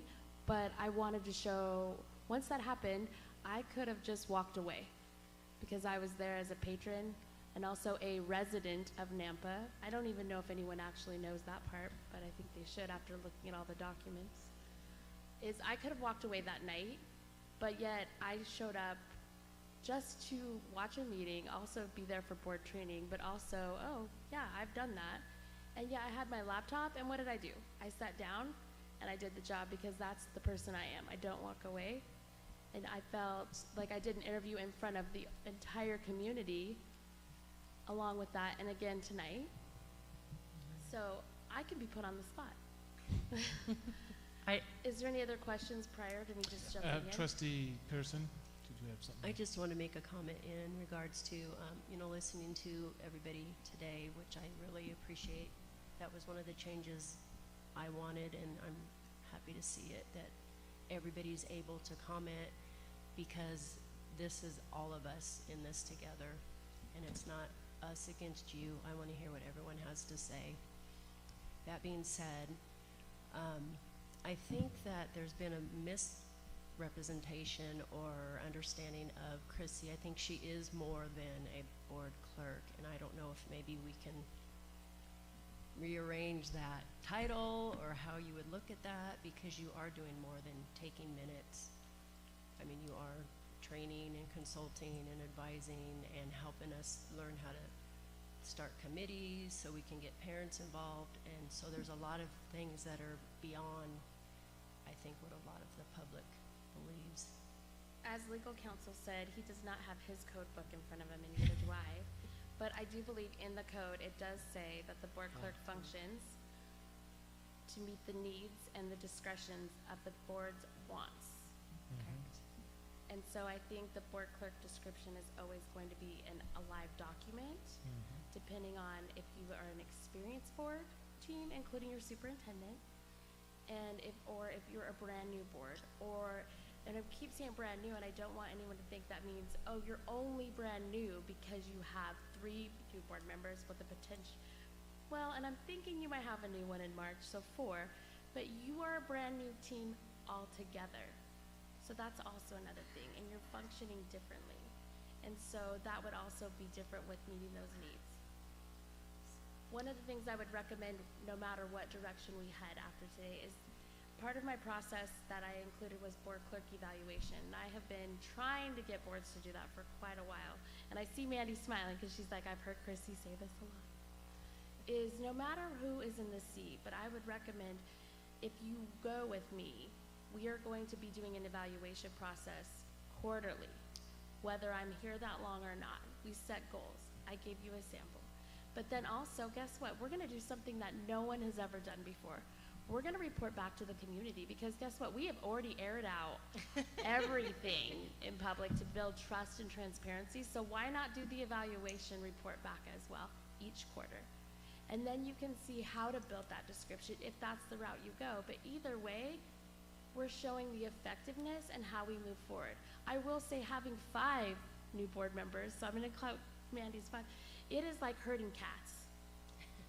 And I think it's going to be hard to see change quickly, but I think you can still do it. But even if we're not herding cats, I would recommend we do a quarterly evaluation starting immediately. Yeah, I agree. I think evaluation is important. And by the way, I did get that. I got another evaluation from a couple. Oh, it was ISBA that sent me the evaluation also. Excellent. So I think that is important. So some non-negotiable items. Go ahead. District equipment, laptop and cell phone minimum. Do you want to address that? Yes, I do want to address that. I think that's a non-negotiable for us too. Yeah, I mean, we are provided a district laptop. Tomorrow or soon, we'll be provided a district phone, which it is beyond my comprehension why that has never been provided in the past. And that would include the district clerk. Anyone who sits at the district, anyone who sits in the board clerk's position will get those items. Right? That just makes sense to me. What's that? No. I was thinking you should explain why we are asking. No, it's phones. just, Yeah. no, it's I think just, it's good practice. yeah, it's just good practice. I mean, for anyone who works for a company, you get the items needed to perform your job.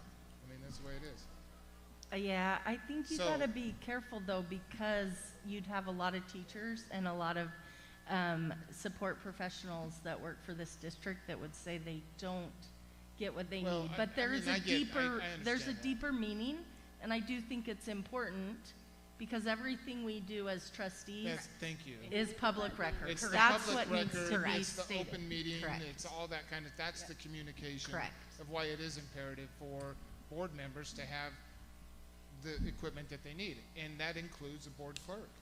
Because the board clerk has communication with the board members, has communication with the superintendent. And so I think that is something that, and it's almost nothing nowadays for a phone. So that's a non-negotiable, I think, well, at least in my opinion. I'm not speaking for the board at this point. I think that's, so what, is there something else, Chrissy, on that? And we can just jot some notes down here because I think it'll help us move to a, Well, and I think we have a few things to move forward. So it does say in the Idaho Code 33508 that I shall, it doesn't say may, it says shall. So that means you shall, sorry about that. The clerk of the Board of Trustees shall have such duties as such be prescribed by the board. And so I think that's why this is also like a new beginning. That I don't think that any board, and we'll just say any, but Nampa board has ever went through describing such duties. And so I think this is a whole process moving forward. So that would be another item I would recommend is this isn't a one and done. You also have a brand new board member, but making a job description with duties of a board that is new, it's gonna take more than a day. Right. And I believe Trustee Pearson said she's already had 5 meetings. So we're averaging about 1 a week, so we can get a lot of work done, right? But I think it is scheduling that work session, doing some training, and then looking to see throughout this whole process, what are the board's needs and wants? I know I've already worked with your leadership team in the district trying to help align that as well. Yeah. So I'm just gonna start with, those are definitely my non-negotiable, and then we can go from there. and I think go ahead. And this is just kind of more of a procedural observation. I think maybe our next step, because there are so many issues to discuss, we'll be here till 3 in the morning, Yeah. and we still won't be done. only My suggestion would be that the board nominate one of its members to conduct negotiations with Ms. Lamont and find mutually agreeable terms, and bring that back to the board for additional revision and possible approval, because those meetings will take hours. Yeah. And we just can't hash that out here in a public session. So that would be my suggestion to the board, is that maybe the board chair conduct negotiations, bring back a proposal that Ms. Lamont and the board chair think are in the ballpark, and then the rest of the board can look at it and make additional revisions or reject or approve. I think that is an option. Let me take that one step further, and I'm just going to throw this out there again. There also is the possibility that we could reject this proposed contract and select Krissy as an interim board clerk, because we need somebody. We pay her an agreed upon wage, and we take whatever time, 30, 60, 90 days. We work with her to develop a really good job description, because you're absolutely right. It's not done in a day. We have an outline of what a job description might be, but what are all the intricacies of board clerk? We can use that time frame to develop, and these are just open for suggestions. We can use that time frame to develop a really good job description, and then open it to the public, to which Krissy would still, but if you don't want to, that's fine. That's just something that I was thinking about, as far as, because usually with contracts too, in my experience,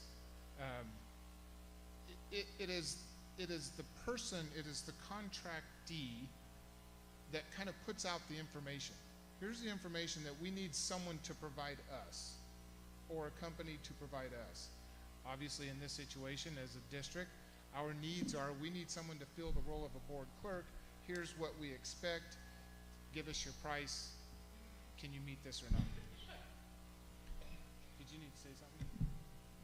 It sounded like it. I don't like the idea of an interim clerk. I think we've already hired the clerk. I do agree, though, that we consider all the comments and things that have been suggested. And if we can work something out with Krissy, that we should stay with Krissy.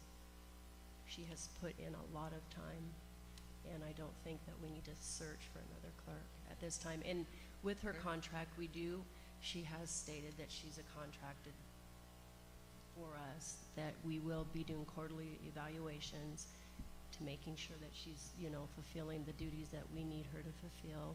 And if we are, not needing her services any longer, she can help us train another clerk if we decide to do that. But at this point, we've dealt with so much right now.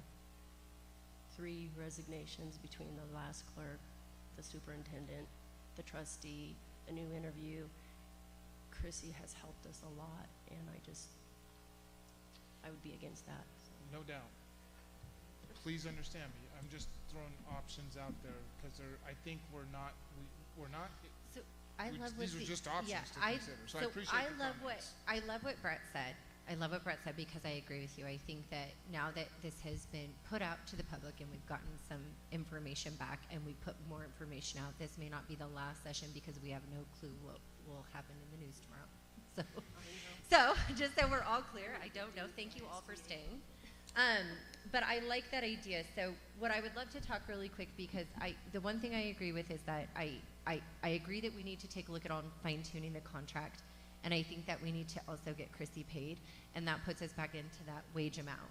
So not saying that that's anything, like I'm totally open to more discussion, but I did pull, and again, I'll make this, everything I went over tonight, guys, is going to be public, but I did my own records request to other schools, apologizing profusely after I watched what Randy went through. Anyway, that being said, I have pulled some general information to see where we lie.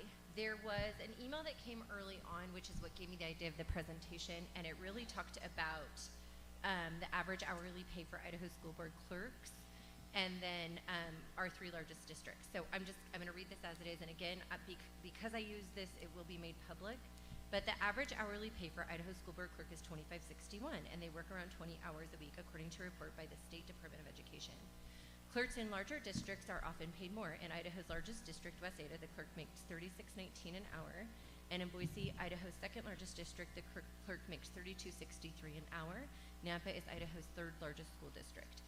So again, I'll make this public. That being said, I went to both. I don't have everything that I had wanted from West Ada's before, but I felt like Boise's really gave me a good idea of, they have a full-time board clerk. So just so you guys know, it says, district response, here's the link to the board job description, the board clerk job description. The clerk is the salary index of our classified salary schedule.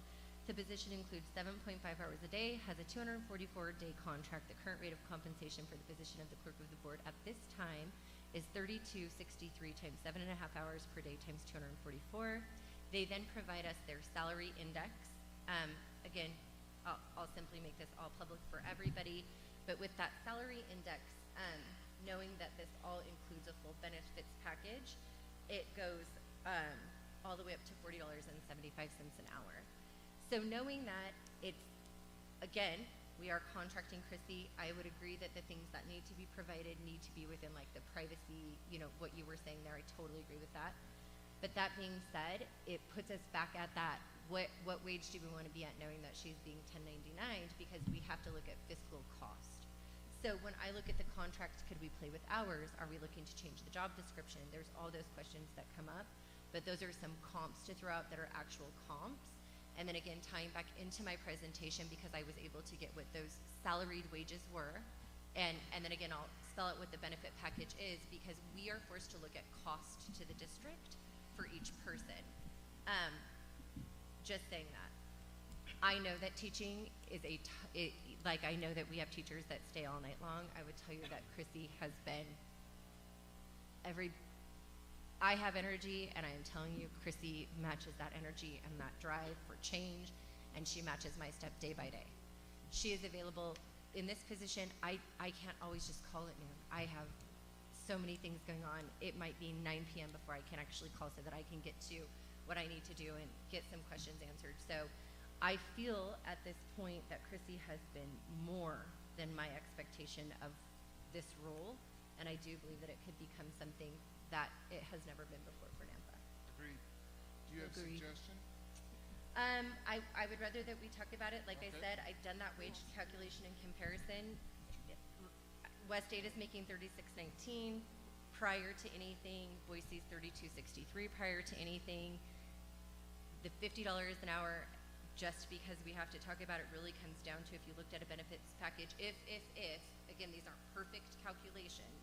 And that's why I want everything to be available, because I'm not a mathematician, but it really does fall in line at a $10.99 wage of that $50 per hour, plus we haven't had to have any training. And like I expressed, just with the recent stuff that's gone on and directly to the media, that does worry me. It worries me when anybody goes directly to the media rather than trying to find resolution. So that training to me is priceless too. I move that we, sorry, were you not done? Sorry.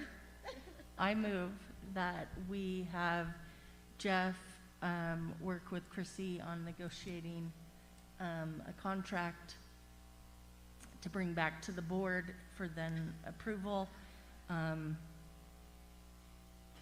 I think you and Krissy set up that timeline, but in the meantime, I move that based on similar to what we did with the interim superintendent, not to say you're an interim clerk, but roughly at $9,000, 10 hours a week. The previous board clerk was being paid about $1,875, and I did round it to $9,000 even to make it easier. So I move that we compensate Krissy $1,875 an hour for her work. And of course, if contract language changes in the negotiations, those things can be retroactive to match the contract, but to pay her for her service thus far.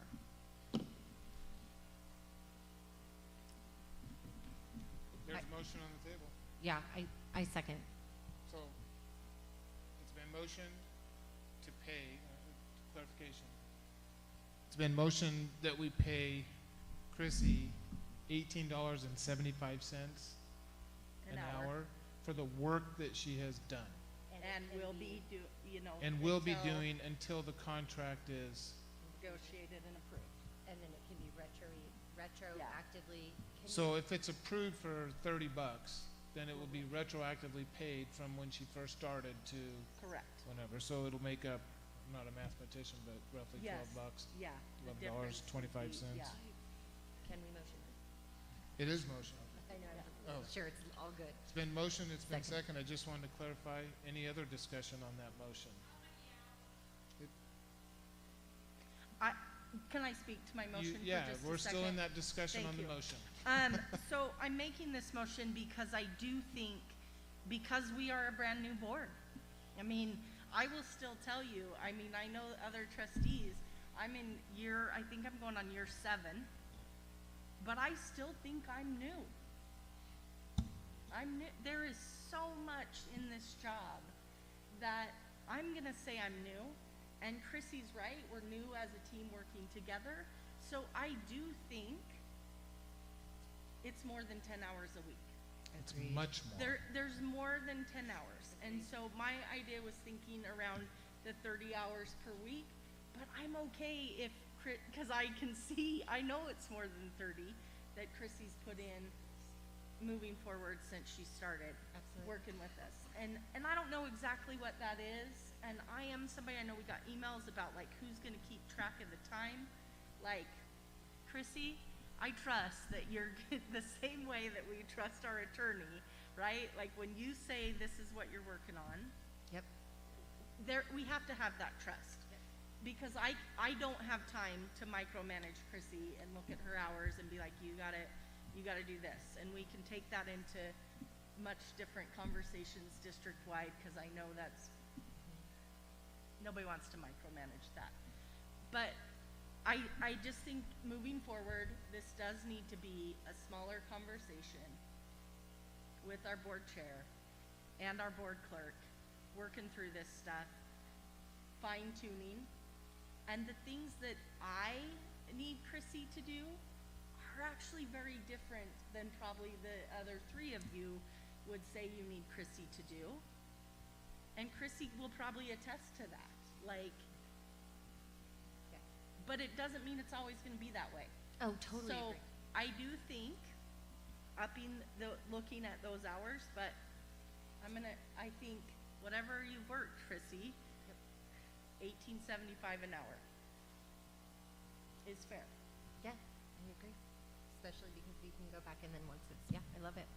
And I solely, if people wanna do the math, I did round it up to 9,000 at 10 hours a week. I did 4 weeks in a month and 12 months in a year, and got to get that $18.75 for our previous board clerk.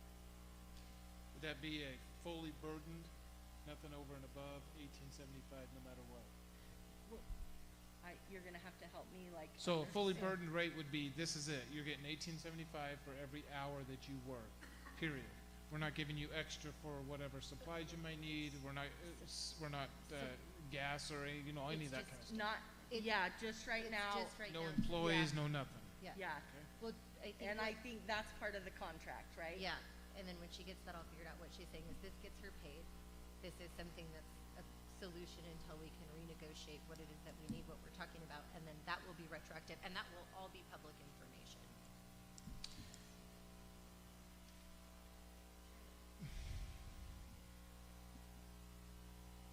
I would also add the caveat of who's going to approve my invoice once I submit it.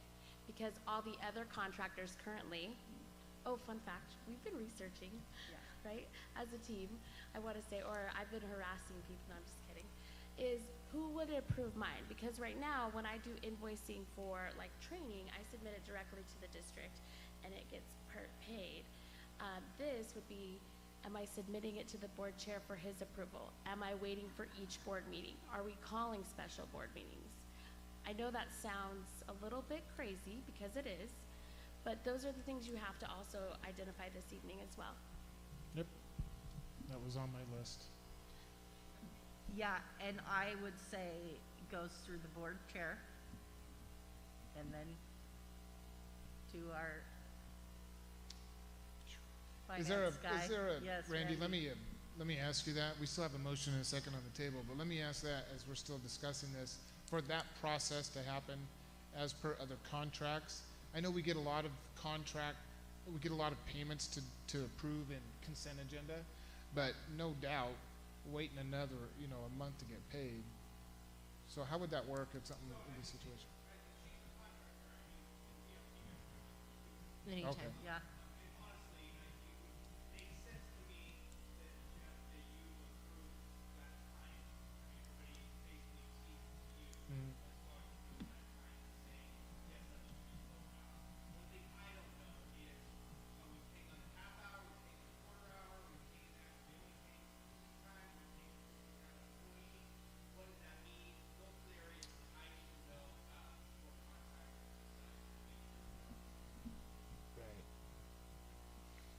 Within my motion and my math brain, it would be if Chrissy works 36.475 hours, she would get paid for that. Every hour. Well, we could have her bill every quarter hour, or we could have her bill like attorneys bill like every minute, Just They send bill you your an whole invoice time. for every minute. That would be every minute. It's okay. I is feel what like I'm a was little saying. more Yeah. lenient on my billing maybe than legal counsel, but I'm just giving him a hard time because he's sitting next to me.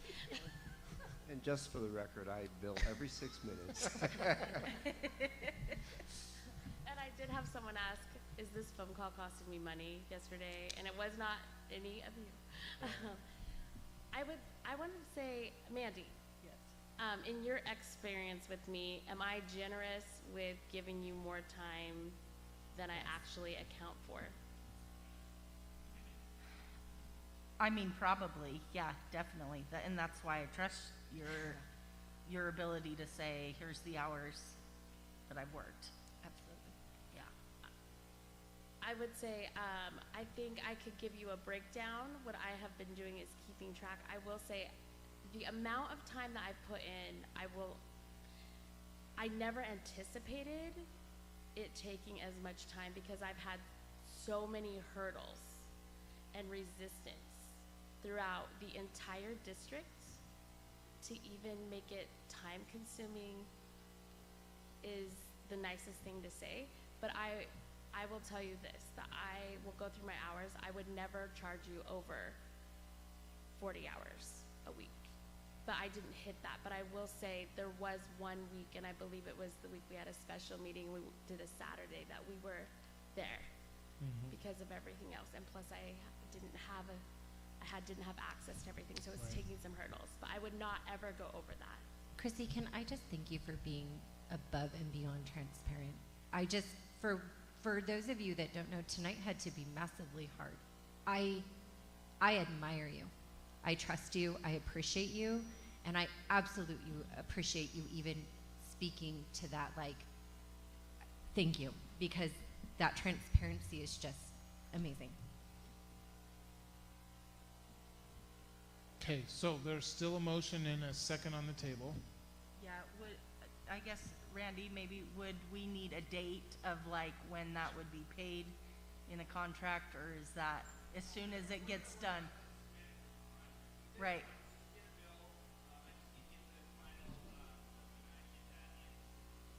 Perfect. We'll make it happen. Yeah.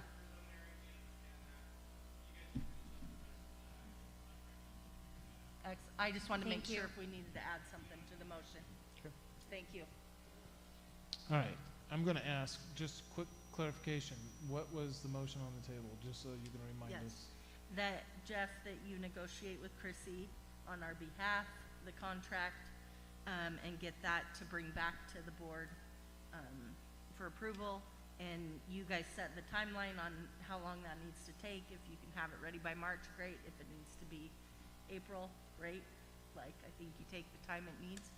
And then providing payment to Krissy at $18.75 an hour for her work she's done and will continue doing, knowing that the contract will be retroactive if changes need to be made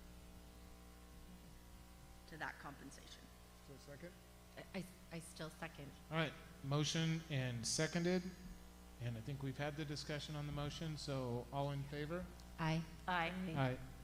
Any opposed? Me, no, I'm just kidding. And we didn't include it in the motion, but I believe we approved the process of the invoicing to be submitted to the chair, and I'll CC Randy. Okay, perfect.